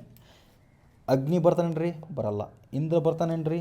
ಒಂದು ನಿಮಿಷ ತಡ್ರಿ. ಬರಲ್ಲ ಅಂದು ಕೂಡ ನಿಮ್ಗೆ ತಲೆಗೆ ಇಳಿತಾನ್ರಿ. ಯಾಕೆ ತಲೆಗೆ ಉಳಿತೈತೆ ಅದು ಪ್ರಶ್ನೆ. ವಾಜಪೇಯಿ ಯಾಗದಲ್ಲಿ ಅಗ್ನಿ ಬರಲ್ಲ, ಇಂದ್ರ ಬರಲ್ಲ, ವರುಣ ಬರಲ್ಲ, ಬರೋದು ಪ್ರಜಾಪತಿ. ವಾಜಪೇಯ ಯಾಗ ಅನ್ನ ಅಥವಾ ಶಕ್ತಿಯ ಪಾನ. ಯಾಗವು ಪ್ರಜಾಪತಿಯನ್ನು ಉದ್ದೇಶಿಸಿದ್ದು ರಾಜರು ತನ್ನ ಪ್ರಜೆಗಳಿಗೆ ಸಮೃದ್ಧಿಯನ್ನು ತರಲು ಮಾಡುತ್ತಿದ್ದ ಯಾಗ. ಇದರಲ್ಲಿ ರಥಸ್ಪರ್ಧೆ ಮುಖ್ಯ ಅಂಗ. ಇಂದ್ರನಿಗೆ ರಾಜಸೂಯಯಾದ ಅಂಗವಾಗಿ, ಪ್ರಜಾಪತಿಗೆ ವಾಜಪೇಯ. ಓಕೆ. ಇಂದ್ರನಿಗೆ ಬಂದ್ರಪ್ಪ ಅಂದ್ರೆ ರಾಜಸೂಯ ಯಾಗ ನೋಡ್ರಿ. ಓಕೆನಾ. ಇನ್ನು ಪ್ರಜಾಪತಿಗೆ ಬಂದ್ರಪ್ಪ ಅಂದ್ರೆ ಪ್ರಜಾಪತಿಗೆ ವಾಜಪೇಯ. ಇವು ತಲೆ ಇಟ್ಕೊಳ್ರಿ, ಎರಡು ಕೂಡ ಕನ್ಫ್ಯೂಸ್ ಆಗ್ತವೆ ಸ್ವಲ್ಪ ಕ್ಲಿಯರ್ ಮಾಡಿಬಿಡ್ತನ, ಯಾಕಂದ್ರಪ್ಪ ಇಂಪಾರ್ಟೆಂಟ್ ಕ್ವಶನ್ ಇದು.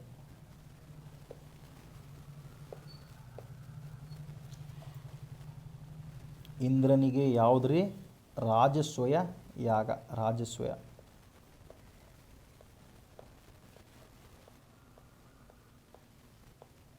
ಪ್ರಜಾಪತಿ ಬಂದ್ರಪ್ಪ ಅಂದ್ರೆ ಪ್ರಜಾಪತಿಗೆ ವಾಜಪೇಯ ಯಾಗ.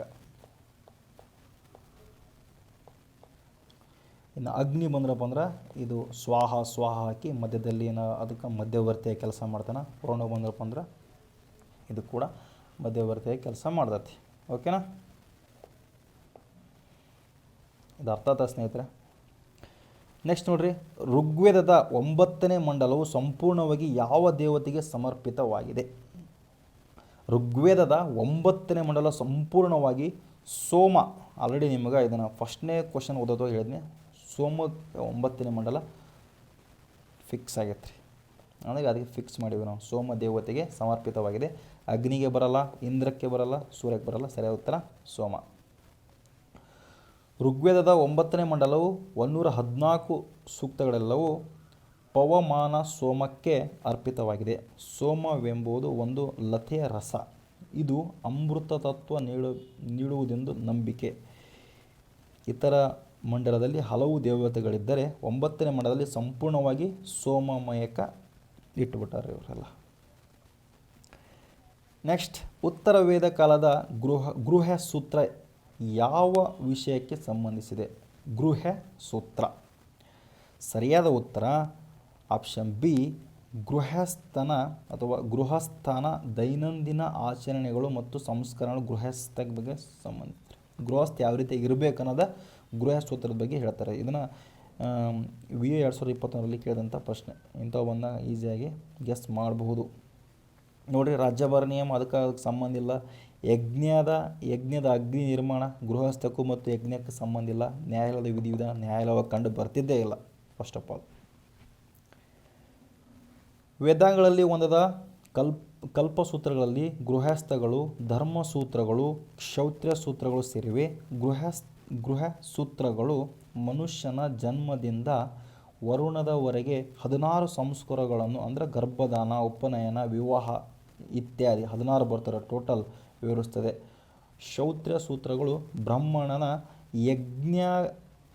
ಯಜ್ಞಗಳ ವಿಧಾನ ತಿಳಿಸುತ್ತದೆ. ಇದು ಸ್ಪಷ್ಟ ವ್ಯತ್ಯಾಸ. ಓಕೆನಾ? ಓಕೆ, ಕಂಟಿನ್ಯೂ ಕ್ಲಾಸ್ ಚಡೈತಿ, ಅದು ಬ್ರೇಕ್ ಇಲ್ಲ ಇವಲ್ಲಿ. ಓಕೆ, ಮುಗಿಸೋ ಕ್ಲಾಸ್ ಬ್ರೇಕ್ ತೊಗೊಂಬಿಡಮ್ರಿ, ಯಾಕಂದ್ರಪ್ಪ ಅಂದ್ರೆ ಇದು ಲೆಂತಿ ಕ್ಲಾಸ್ ಅಲ್ಲ. ಯಾವ ವೇದದ ಬ್ರಾಹ್ಮಣ ಗ್ರಂಥವು ಸೃಷ್ಟಿಯ ಆದಿಯಲ್ಲಿ ಏನೂ ಇರಲಿಲ್ಲ, ನಂತರ ಪ್ರಜಾಪತಿ ಏಕಾಂಗಿಯಾಗಿದ್ದ ಎಂಬ ಸೃಷ್ಟಿಕತೆ ಹೇಳುತ್ತದೆ?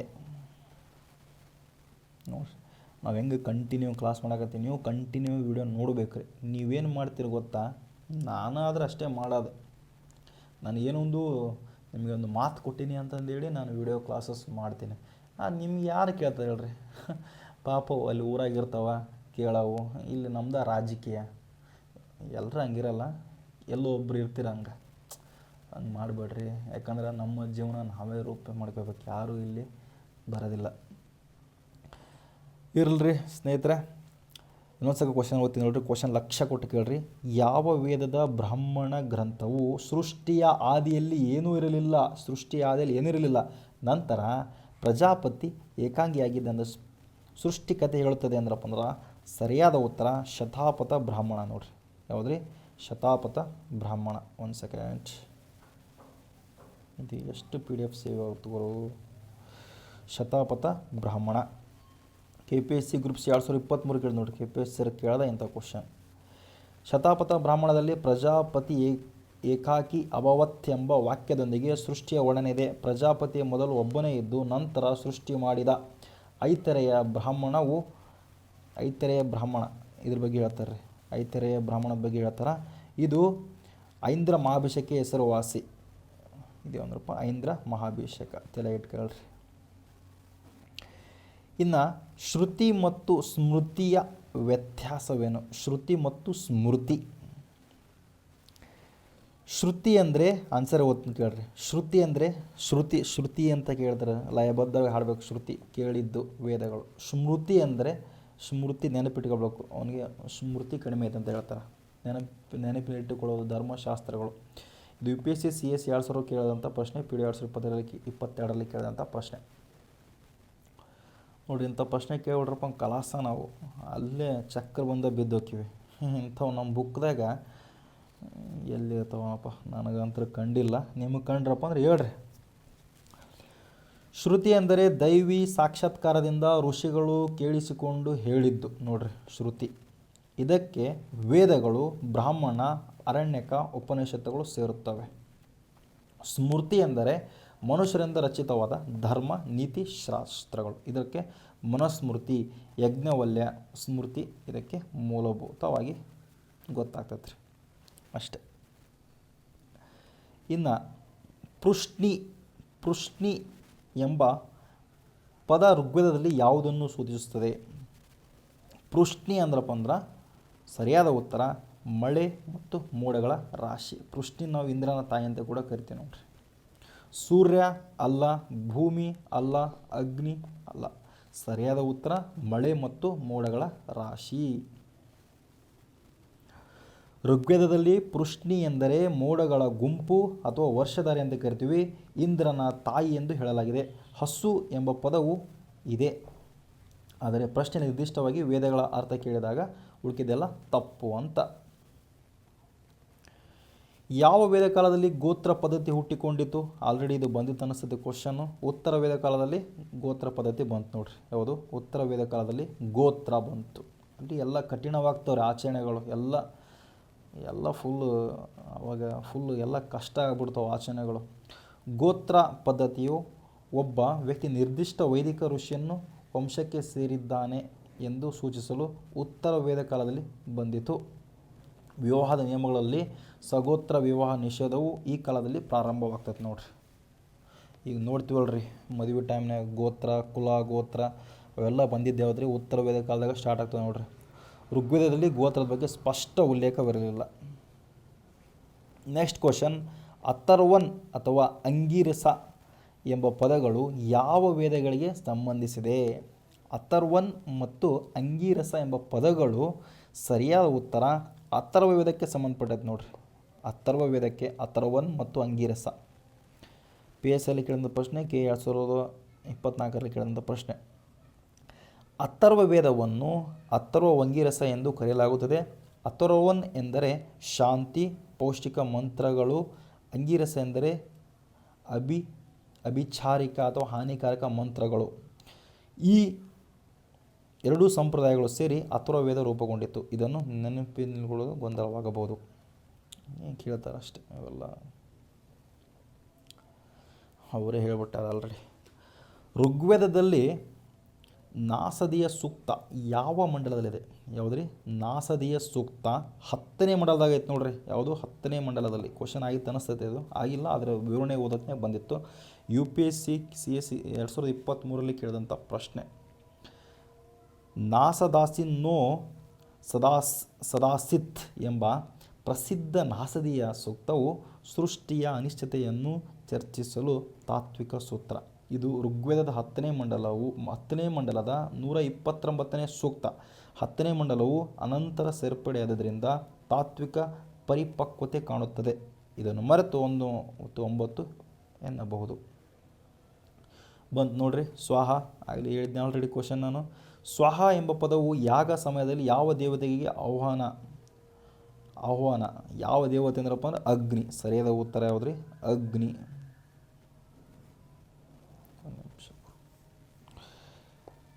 ಓಕೆನಾ? SSMTS 2020 ಕರ್ನಾಟಕ ಪೊಲೀಸ್ ಕಾನ್ಸ್ಟೇಬಲಲ್ಲಿ 2020 ಕೇಳಿದಂಥ ಪ್ರಶ್ನೆ ಪತ್ರಿಕೆ ಇದು. ಯಾಗದಲ್ಲಿ ಹವಿಸ್ಸನ್ನು ಅಗ್ನಿಯಲ್ಲಿ ಅರ್ಪಿಸುವಾಗ ಸ್ವಾಹ ಎಂದು ಘೋಷಿಸಲಾಗುತ್ತದೆ. ಇವಾಗ ಕೂಡ ಸ್ವಾಹ ಅಂತಿರ್ತೀವಲ್ರಿ. ಸ್ವಾಹ ಎಂಬುದು ಅಗ್ನಿಯ ಪತ್ನಿ ಎಂಬ ಪೌರಾಣಿಕ ಪರಿಕಲ್ಪನೆ ಇದೆ. ಇಂದ್ರನಿಗೆ ಸ್ವಾಹ ಅಲ್ಲ, ಇಂದ್ರನೇ ವಷಟ್ ಎಂಬ ಮಂತ್ರ. ಅದಕ್ಕಾಗಿ ಸ್ವಾಹ ಅಂದ್ರಪ್ಪ ಅಂದ್ರೆ ಅಗ್ನಿ. ವೈದಿಕ ಯುಗದ ಬಿಜಸ್ ಯಾರು? ನೋಡ್ರಿ ಪ್ರಶ್ನೆ.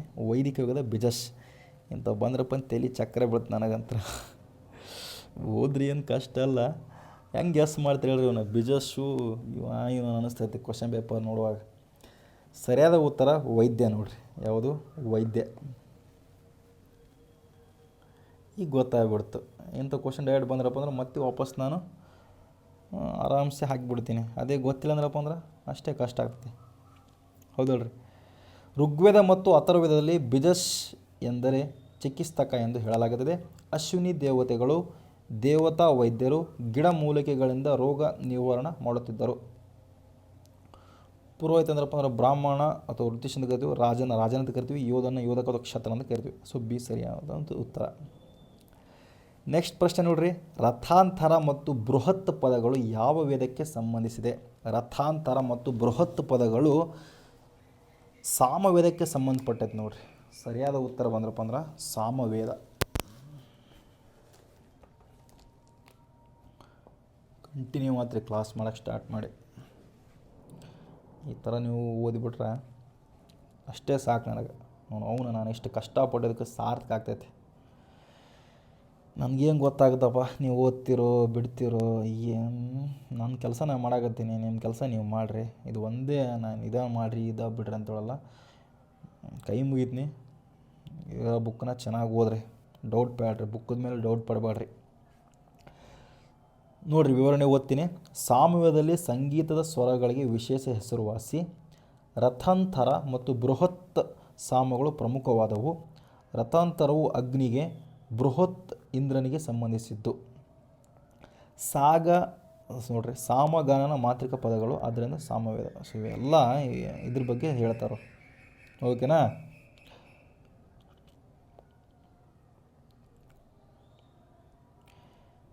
ನೆಕ್ಸ್ಟ್ ಕ್ವಶನ್ ನೋಡ್ರಿ. ಚಾತುರ್ವರ್ಣ್ಯ ವ್ಯವಸ್ಥೆಯು ಯಾವ ವೇದದ ಸೂಕ್ತದಲ್ಲಿ ಮೊದಲು ಕಾಣಿಸಿಕೊಳ್ಳುತ್ತದೆ?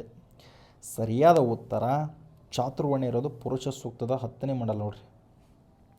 ಅಂದರೆ ವರ್ಣ ವ್ಯವಸ್ಥೆ ಬಗ್ಗೆ ಹೇಳ್ತಾರೆ ಇವರು. ವರ್ಣದ ಮೂಲದ ಬಗ್ಗೆ ಸ್ಪಷ್ಟ ಉಲ್ಲೇಖ ಋಗ್ವೇದದ ಪುರುಷ ಸೂಕ್ತದಲ್ಲಿದೆ. ಈ ಸೂಕ್ತವು ವರ್ಣಗಳು ವಿವರಿಸುವ ಏಕೈಕ ವೈದಿಕ ಸೂಕ್ತ. ಇತರ ಸೂಕ್ತಗಳು ರುದ್ರ ಶ್ರೀ ಹಿರಣ್ಯಗರ್ಭ ಬೇರೆ ದೇವತೆಗಳಿಗೆ ಸಂಬಂಧಿಸಿದೆ. ಹೀಗಾಗಿ ಇದು ಟ್ರ್ಯಾಪ್ ಕ್ವಶನ್ ಅಂತ ಹಾಕ್ಯಾರೋ ಅಷ್ಟೆ. ನೆಕ್ಸ್ಟ್ ಪ್ರಶ್ನೆ, ಸಂಹಿತೆ ಮತ್ತು ಬ್ರಾಹ್ಮಣ ಗ್ರಂಥಗಳ ನಡುವಿನ ವ್ಯತ್ಯಾಸವೇನು? ಸಂಹಿತೆ ಮತ್ತು ಬ್ರಾಹ್ಮಣ ಗ್ರಂಥಗಳ ನಡುವಿನ ವ್ಯತ್ಯಾಸ. ಸರಿಯಾದ ಉತ್ತರ, ಸಂಹಿತೆ ಎಂದರೆ ಮಂತ್ರಗಳ ಸಂಕಲನ ಅಂದರೆ ಪದ್ಯ. ಬ್ರಾಹ್ಮಣ ಎಂದರೆ ಯಜ್ಞ ವಿಧಿಗಳ ಗದ್ಯ ವಿವರಣೆ. ಇದು ಸಂಹಿತೆ ಅಂದ್ರಪ್ಪ ಅಂದ್ರೆ ಪದ್ಯ, ಯಜ್ಞ ಬ್ರಾಹ್ಮಣ ಬಂದ್ರಪ್ಪ ಅಂದ್ರೆ ಇದು ಗದ್ಯ ಬರ್ತಾರೆ, ಪದ್ಯ ಗದ್ಯ. ಸಂಹಿತೆ ಅಂದರೆ ಗದ್ಯ, ಬ್ರಾಹ್ಮಣ ಇದೆಲ್ಲ ಎಕ್ಸ್ಪ್ಲೇನ್ ಕೊಟ್ಟಾರ, ಉದ್ದ ಬಂದೈತಿ, ಇದೇ ಆನ್ಸರ್.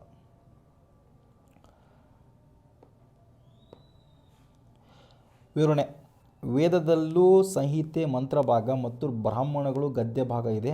ಸಂಹಿತೆ ಹೆಚ್ಚಾಗಿ ಪದ್ಯಾತ್ಮಕ, ಬ್ರಾಹ್ಮಣಗಳು ಗದ್ಯದಲ್ಲಿ ಯಜ್ಞದ ತಾಂತ್ರಿಕತೆ ವಿವರಿಸುತ್ತದೆ.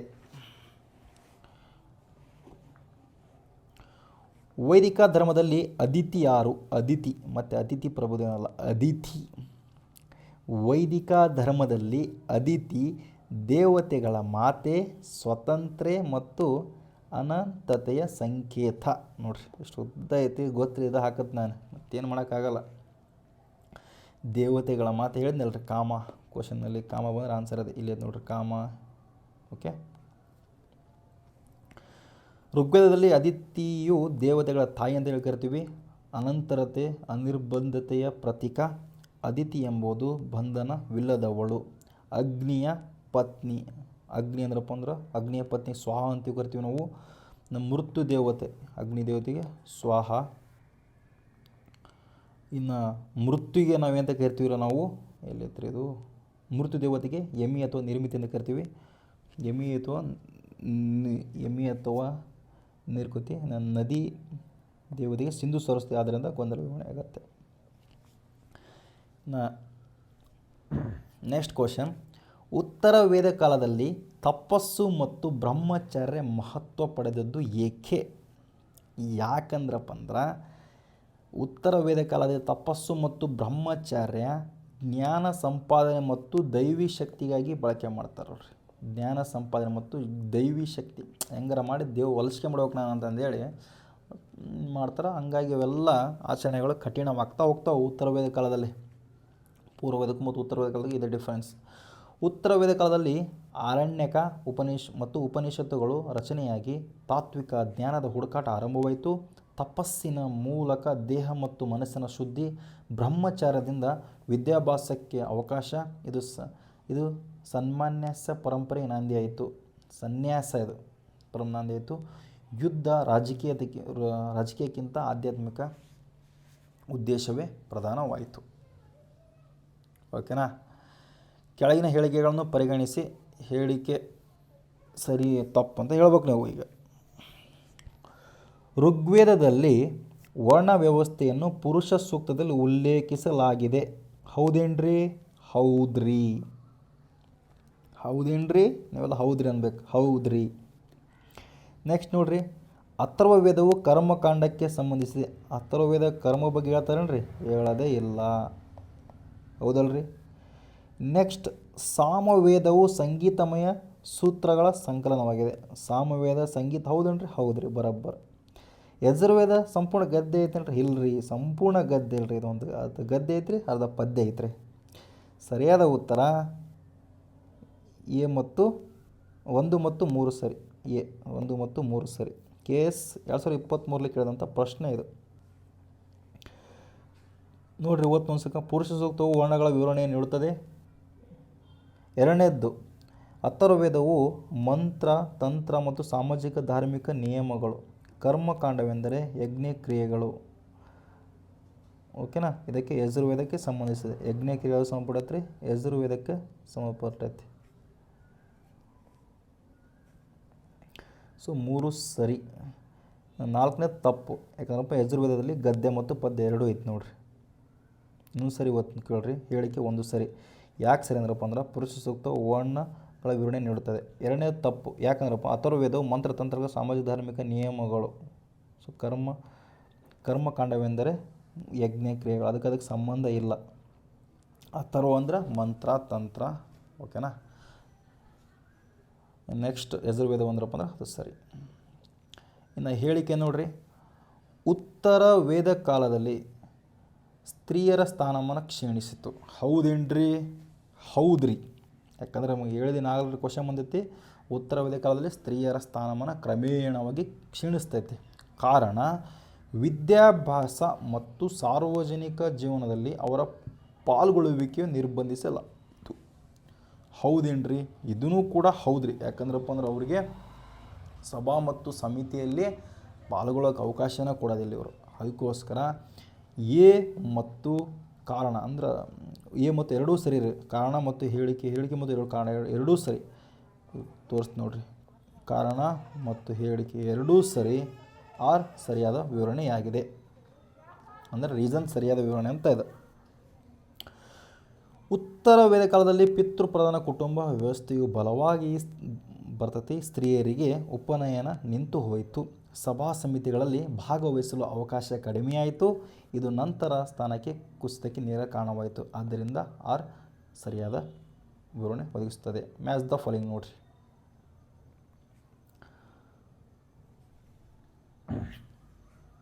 ಋಗ್ವೇದ, ಯಜುರ್ವೇದ, ಸಾಮವೇದ, ಅಥರ್ವವೇದ. ಇದಕ್ಕೆ ನಿಮ್ಗೆ ಸಂಬಂಧಪಟ್ಟಂಗೆ ಆನ್ಸರ್ ಹೇಳಬೇಕು ಇವಾಗ ಅಷ್ಟೆ. ಆಲ್ರೆಡಿ ನಮಗೆ ಇದ್ರ ಬಗ್ಗೆ ಒಂದು ಸ್ವಲ್ಪ ಗೊತ್ತಾಗೈತೆ. ಇವಾಗ ಋಗ್ವೇದ ಯಾರು ಪಠನೆ ಮಾಡ್ತಾರೆ ರೀ? ಹೋತ್ರರು ಋಗ್ವೇದವನ್ನು ಪಠನೆ ಮಾಡ್ತಾರೆ, ಹೌದಲ್ರಿ? ನೆಕ್ಸ್ಟ್ ಯಜುರ್ವೇದವನ್ನು ಯಾರು ಪಠನೆ ಮಾಡ್ತಾರೆ? ಯಜುರ್ವೇದವನ್ನು ಅದ್ವೈರ್ಯ, ಹೌದ್ರಿ, ಅದ್ವೈರ್ಯ ಅವರು ಪಠನೆ ಮಾಡ್ತಾರೆ. ಇನ್ನೆಷ್ಟು ಸಾಮವೇದವನ್ನು ಯಾರು ಪಠನೆ ಮಾಡ್ತಾರೆ ರೀ? ಸಾಮವೇದ ಉದ್ಗಾತೃ ನಿಮಿಷ. ಓಕೆ. ನೆಕ್ಸ್ಟ್ ಅಥರ್ವವೇದವನ್ನು ಬ್ರಹ್ಮ ಪಠನೆ ಮಾಡ್ತಾರೆ. ಬ್ರಹ್ಮ ಅಂತ ಅಥರ್ವವೇದ ಬ್ರಹ್ಮ. ಓಕೆನಾ?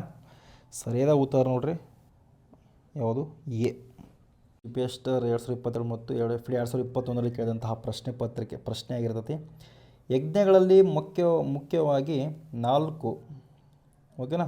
ಪುರೋಹಿತರು ಹೋತ್ರ ಋಗ್ವೇದ ಮಂತ್ರಗಳನ್ನು ಪಠಿಸುವವರು, ಅದ್ವೈರ್ಯ ಯಜುರ್ವೇದದ ಪ್ರಕಾರ ಕ್ರಿಯೆ ನಡೆಸುವವರು, ಉದ್ಗಾತೃ ಸಾಮವೇದದ ಗಾನ ಮಾಡುವವರು, ಬ್ರಹ್ಮ ಅಥರ್ವವೇದದ ತಿಳುವಳಿಕೆಯಿಂದ ಸಂಪೂರ್ಣವಾಗಿ ಯಜ್ಞದ ಮೇಲ್ವಿಚಾರಣೆ ಮಾಡ್ತಾನೆ ನೋಡ್ರಿ. ಯಾವುದ್ರಿ? ಬ್ರಹ್ಮ. ಇದು ಗೊತ್ತಾತ ಅನ್ಕೊಳ್ತೀನಿ ನಾನು. ಇನ್ನೆಷ್ಟು ನೋಡ್ರಿ, ಕಾಲಕ್ರಮದಲ್ಲಿ ಬರೀಬೇಕು. ಯಾವ ವೇದ ಫಸ್ಟ್ ಬಂತು, ಯಾವ ವೇದ ಸೆಕೆಂಡ್ ಬಂತು ಅಂತಂದೇಳಿ ಆಲ್ರೆಡಿ ನಿಮಗೆ ಇದ್ರ ಬಗ್ಗೆ ಆಗಿರ್ತೈತಿ. RSYA ಹಿಂಗಾರ ನೆನಪಿಡ್ರಿ. ಫಸ್ಟ್ ಯಾವುದ್ರಿ? ಋಗ್ವೇದ, ಸಾಮವೇದ, ಯಜುರ್ವೇದ, ಅಥರ್ವವೇದ. ಓಕೆನಾ?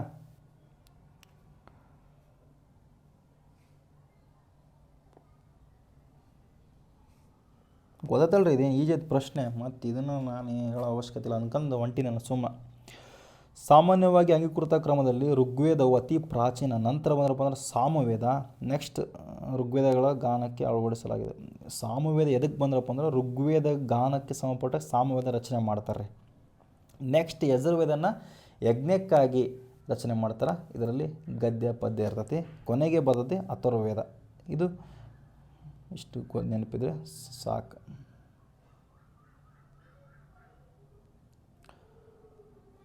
ನೆಕ್ಸ್ಟ್ ಪ್ರಶ್ನೆ ನೋಡ್ರಿ. ಕೆಳಗಿನಗಳಲ್ಲಿ ಯಾವುದು ಋಗ್ವೇದ ಕಾಲದ ವಿಧಾತ ಮತ್ತು ಸಮಿತಿಯ ವಿಶಿಷ್ಟವಲ್ಲ? ಹೇಳಿ ನಾನು ನಿನ್ನೆ ಆಲ್ರೆಡಿ. ವಿಶಿಷ್ಟವಲ್ಲ ಅನ್ನೋದು ಅಂಡರ್ಲೈನ್ ಮಾಡ್ಕೋಬೇಕು.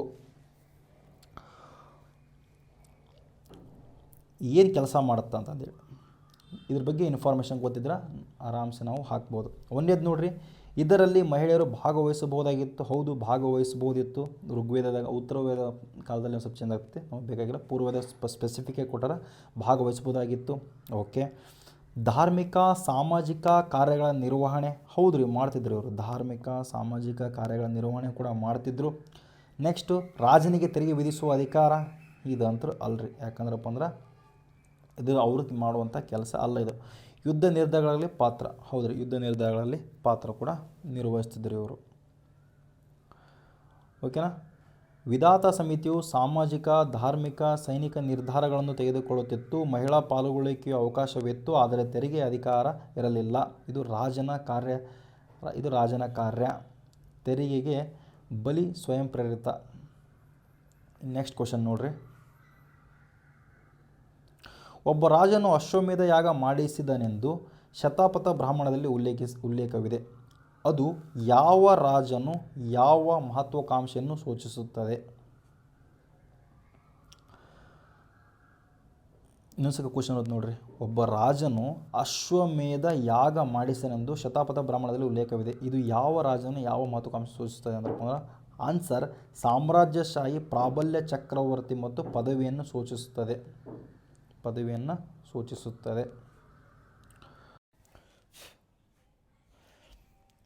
ನೆಕ್ಸ್ಟ್ ಪ್ರಶ್ನೆ ನೋಡ್ರಿ. ಒಬ್ಬ ರಾಜನು ಅಶ್ವಮೇಧ ಯಾಗ ಮಾಡಿಸಿದನೆಂದು ಶತಾಪಥ ಬ್ರಾಹ್ಮಣದಲ್ಲಿ ಉಲ್ಲೇಖವಿದೆ. ಇದು ಆ ರಾಜನ ಯಾವ ಮಹತ್ವಾಕಾಂಕ್ಷೆಯನ್ನು ಸೂಚಿಸುತ್ತದೆ? ಸರಿಯಾದ ಉತ್ತರ ಸಾಮ್ರಾಜ್ಯಶಾಹಿ, ಪ್ರಾಬಲ್ಯ, ಚಕ್ರವರ್ತಿಯನ್ನು ಸ್ಥಾಪಿಸಲು. ಸಾಮ್ರಾಜ್ಯಶಾಹಿ, ಪ್ರಾಬಲ್ಯ, ಚಕ್ರವರ್ತಿಯ ಪದವಿಯನ್ನು ಸ್ಥಾಪಿಸಲು. ಓಕೆನಾ? ನೆಕ್ಸ್ಟ್ ನೋಡ್ರಿ. ಅಶ್ವಮೇಧ ಯಾಗವು ರಾಜನ ಸಾರ್ವಭೌಮತ್ವವನ್ನು ಘೋಷಿಸಲು ಮಾಡುತ್ತಿದ್ದ ಯಾಗ. ಕುದುರೆಯನ್ನು ಸಂಚರಿಸಲು ಬಿಟ್ಟು ತಡೆದ ರಾಜನನ್ನು ಸೋಲಿಸಿ ಸಾಮ್ರಾಜ್ಯ ವಿಸ್ತರಿಸುವ ಸಂಕೇತ. ಓಕೆನಾ? ನೆಕ್ಸ್ಟ್ ನೋಡ್ರಿ ಪ್ರಶ್ನೆ.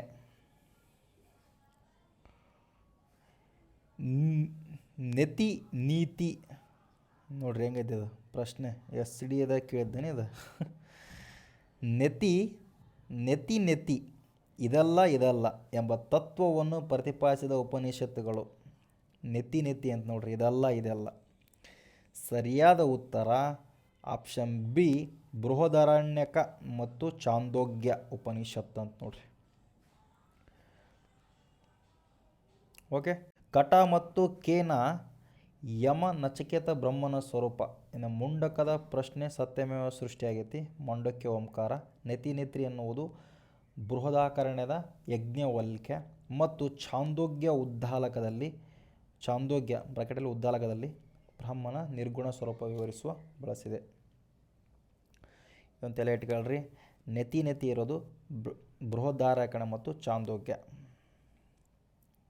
ನೆಕ್ಸ್ಟ್ ಹೇಳಿಕೆ 1. ಏನಂತ ಹೇಳಿಕೆ? ಉಪನಿಷತ್ತುಗಳು ಜ್ಞಾನಕಾಂಡಕ್ಕೆ ಸೇರಿದೆ.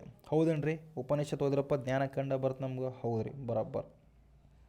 ನೆಕ್ಸ್ಟ್ ಅರಣ್ಯಕಗಳು ವಾನಪ್ರಸ್ಥ ಆಶ್ರಮಕ್ಕೆ ಸಂಬಂಧಿಸಿದ ತಾತ್ವಿಕ ಗ್ರಂಥಗಳು. ಹೌದು, ಬರೋಬ್ಬರ. ಬ್ರಾಹ್ಮಣಗಳು ವೇದಗಳ ಅಂತಿಮ ಭಾಗ. ಅಲ್ರಿ, ಬ್ರಾಹ್ಮಣಗಳ ವೇದ ಅಂತಿಮ ಭಾಗ ಅಲ್ಲ. ನೆಕ್ಸ್ಟ್ ಬಂದ್ರಪ್ಪ ಅಂದ್ರೆ ಸಂಹಿತೆಗಳು ಮಂತ್ರಗಳ ಸಂಕಲನವಾಗಿದೆ. ಹೌದು, ಸರಿಯಾದ ಉತ್ತರ ನೋಡ್ರಿ. ಆಪ್ಷನ್ ಎ ಬಿ ಡಿ ಸರಿ. ಬ್ರಾಹ್ಮಣಗಳ ಅಂತಿಮ ಭಾಗ ಬಂದ್ರಪ್ಪ ಉಪನಿಷತ್ತು ನೋಡ್ರಿ. ಯಾವುದು ಅಂತಿಮ ಭಾಗ? ಉಪನಿಷತ್ತು ಅಥವಾ ವೇದಾಂತ. ನೋಡ್ರಿ ಹೇಳಿಕೆ. ವೈದಿಕ ಸಾಹಿತ್ಯವು ಶ್ರುತಿ ಅನಿಸುತ್ತದೆ. ಹೌದೇನ್ರಿ? ಹೌದು. ಇದು ಮಾನವ ರಚಿಸಲ್ಪಟ್ಟಿದೆ ಅಲ್ಲ. ವೈದಿಕ ಸಾಹಿತ್ಯ ಮಾನವ ರಚಿಸಲ್ಪಟ್ಟಿಲ್ಲ. ತಲೆ ಇಟ್ಕೊಳ್ರಿ ಇದನ್ನು. ಓಕೆ. ಸರಿಯಾದ ಉತ್ತರ ಆಪ್ಷನ್ ಬಿ ನೋಡ್ರಿ. ಇದಲ್ಲ ಅಂದ್ರಪ್ಪ ಅಂದ್ರೆ ಇದು 6 ಸರಿ ಅಂತ ಬರೋದೇ ಇಲ್ಲ. 6 ಸರಿ ಬರೋದಿಲ್ಲ. ಓಕೆ, ಇದು ಬರಲ್ಲ. ಇದು ಆನ್ಸರ್. ಇದು ಯಾಕೆ ಬರೋದ್ರಪ್ಪ ಅಂದ್ರೆ ಈ ಸರಿ ಐತಲ್ಲ, 2 ತಪ್ಪು ಕೊಟ್ಟಾರ. ಇದು ಬರಲ್ಲ. ಆನ್ಸರ್ ಅದು ಹಾಕ್ಬಿಡ್ತೀನಿ ನಾನು ಮುಂದೆ ಉಳ್ಕಿದ್ದೆಲ್ಲ ತಲೆ ಕೆಡ್ಸೋಕೆ ಹೋಗೋದಿಲ್ಲ. ಇದು ಹೆಂಗೆ ಬಿಡಿಸಿ ಅಂತ ಗೊತ್ತಾದ ನಿಮ್ಗೆ. ವೈದಿಕ ಸಾಹಿತ್ಯ ಶ್ರುತಿ ಎನಿಸುತ್ತದೆ. ಇದು ನನಗೆ ಒಂದಾಗ ಗೊತ್ತೈತಿ. A1 ಗೊತ್ತೈತಿ. ಎಲ್ಲಿ ಗೊತ್ತೈತಿ ರೀ? ಇಲ್ಲೈತಿ. ಸೊ ಮಾನವ ರಚಿಸಲ್ಪಟ್ಟಿದೆ ಅಂದ್ರಪ್ಪ 6 ತಪ್ಪು. 6 ಎಲ್ಲೈತಿ? ಎಲ್ಲವೂ ಕೂಡ ನಾನು ತಪ್ಪು. ಸೊ ಇದು ಸರಿಯಾದ ಉತ್ತರ ಅಷ್ಟೇ. KPSC ಗ್ರೂಪ್ ಸಿ 2022ರಲ್ಲಿ ಕೇಳಿದಂಥ ಪ್ರಶ್ನೆ ನೋಡ್ರಿ. ಶ್ರುತಿ ಎಂದರೆ ದೇವವಾಣಿ, ಅಪೌರುಷೀಯ. ಇದು ಮಾನವನ ರಚಿತವಲ್ಲ. ಆದ್ದರಿಂದ ಆರ್ ತಪ್ಪು. ಸರಿ. ವೇದ ಉಪನಿಷತ್ತು ಶ್ರುತಿ ಹೀಗೆ ವ್ಯತಿರಿಕ್ತವಾಗಿದೆ. ಹೊಂದಿಸಿ ಬರೆಯಿರಿ ನೋಡ್ರಿ. ಋಗ್ವೇದ ಅಂತ ನೋಡ್ರಿ. ಋಗ್ವೇದ ಕಂಟಿನ್ಯೂ ಕ್ಲಾಸ್ ಮಾಡಿದ್ರೆ ಹಿಂಗೆ ಆಗೋದಿದೆ.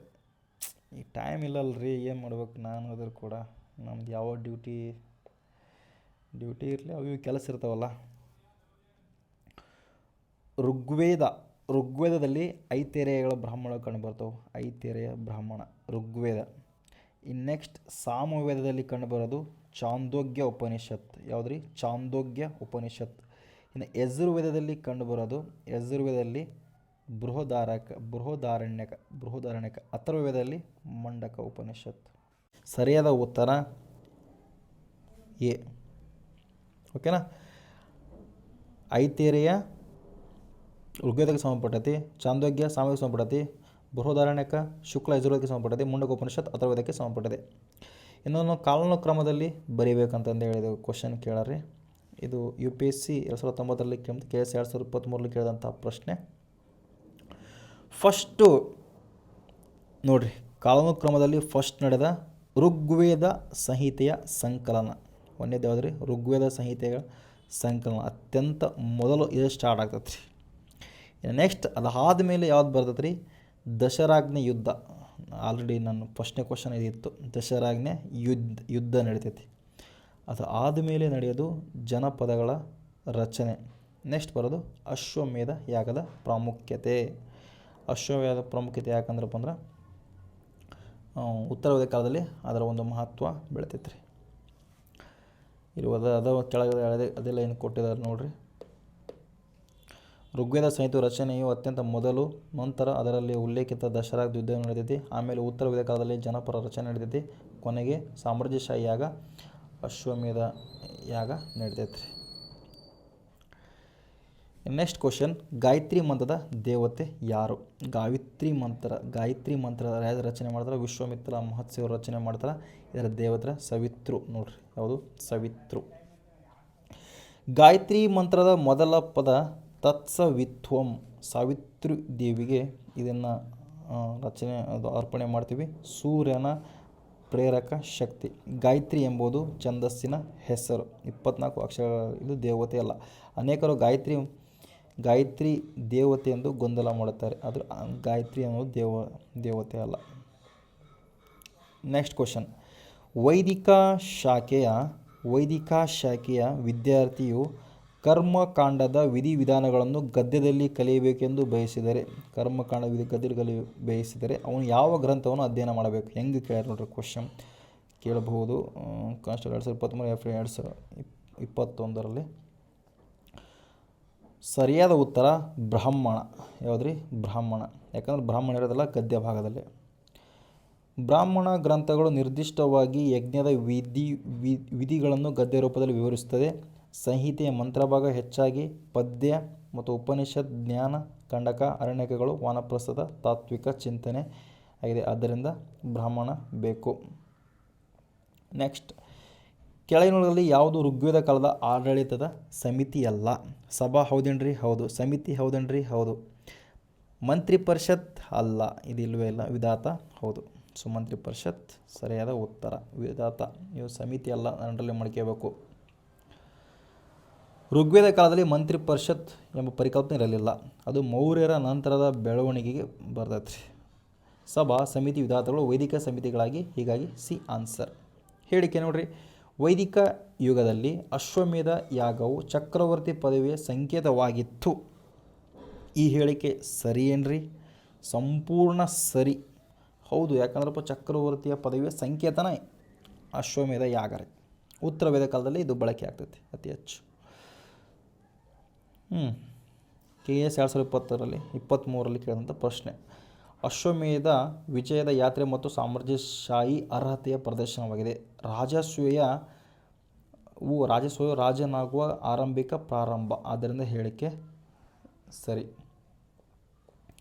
ನೋಡ್ರಿ, ಹೇಳಿಕೆ ವೇದಗಳನ್ನು ಅಪೌರೇಷೆಯ ಎನ್ನುತ್ತಾರೆ. ಹೌದೇನ್ರಿ? ಹೌದು. ಯಾಕಂದರೆ ಆಲ್ರೆಡಿ ಸ್ಟೇಟ್ಮೆಂಟಲ್ಲಿ ಹೇಳಿದ್ದೆ, ವೇದಗಳನ್ನು ಅಪೌರೇಷಿಯ ಎಂದು ಕರೀತಾರೆ. ಇವು ಮಾನವನ ಬುದ್ಧಿಯಿಂದ ರಚಿಸಲ್ಪಟ್ಟಿದೆ. ಇಲ್ಲರಿ, ಮಾನವನ ಬುದ್ಧಿಯಿಂದ ರಚಿಸಲ್ಪಟ್ಟಿಲ್ಲ. ಸೊ ಆರ್ ತಪ್ಪು. ಆರ್ ಎಲ್ಲೈತ್ರಿ? ಆರ್ ಎಲ್ಲೈತಿ? ಅದನ್ನು ಸರಿ ಇದೆಯಲ್ಲ ತಪ್ಪು ಅಂತ ಹಾಕಿಬಿಡ್ತೀನಿ ನಾನು. ನಮಗೆ ಆನ್ಸರ್ ಸರಿಯಾಗಿ ಗೊತ್ತಾಗ್ಬಿಡ್ತೈತೆ ರೀ. ಈ ಸರಿ ಏನ್ರಿ? ಆರ್ ಸರಿ ಅಲ್ಲ. ಆರ್ ಸರಿ ಅಲ್ಲ. 2 ತಪ್ಪು ಅಲ್ಲ. ಯಾಕಂದ್ರೆ 1 ಸರಿ ಐತಿ. ಸರಿಯಾದ ಉತ್ತರ ಎ. ಓಕೆನಾ?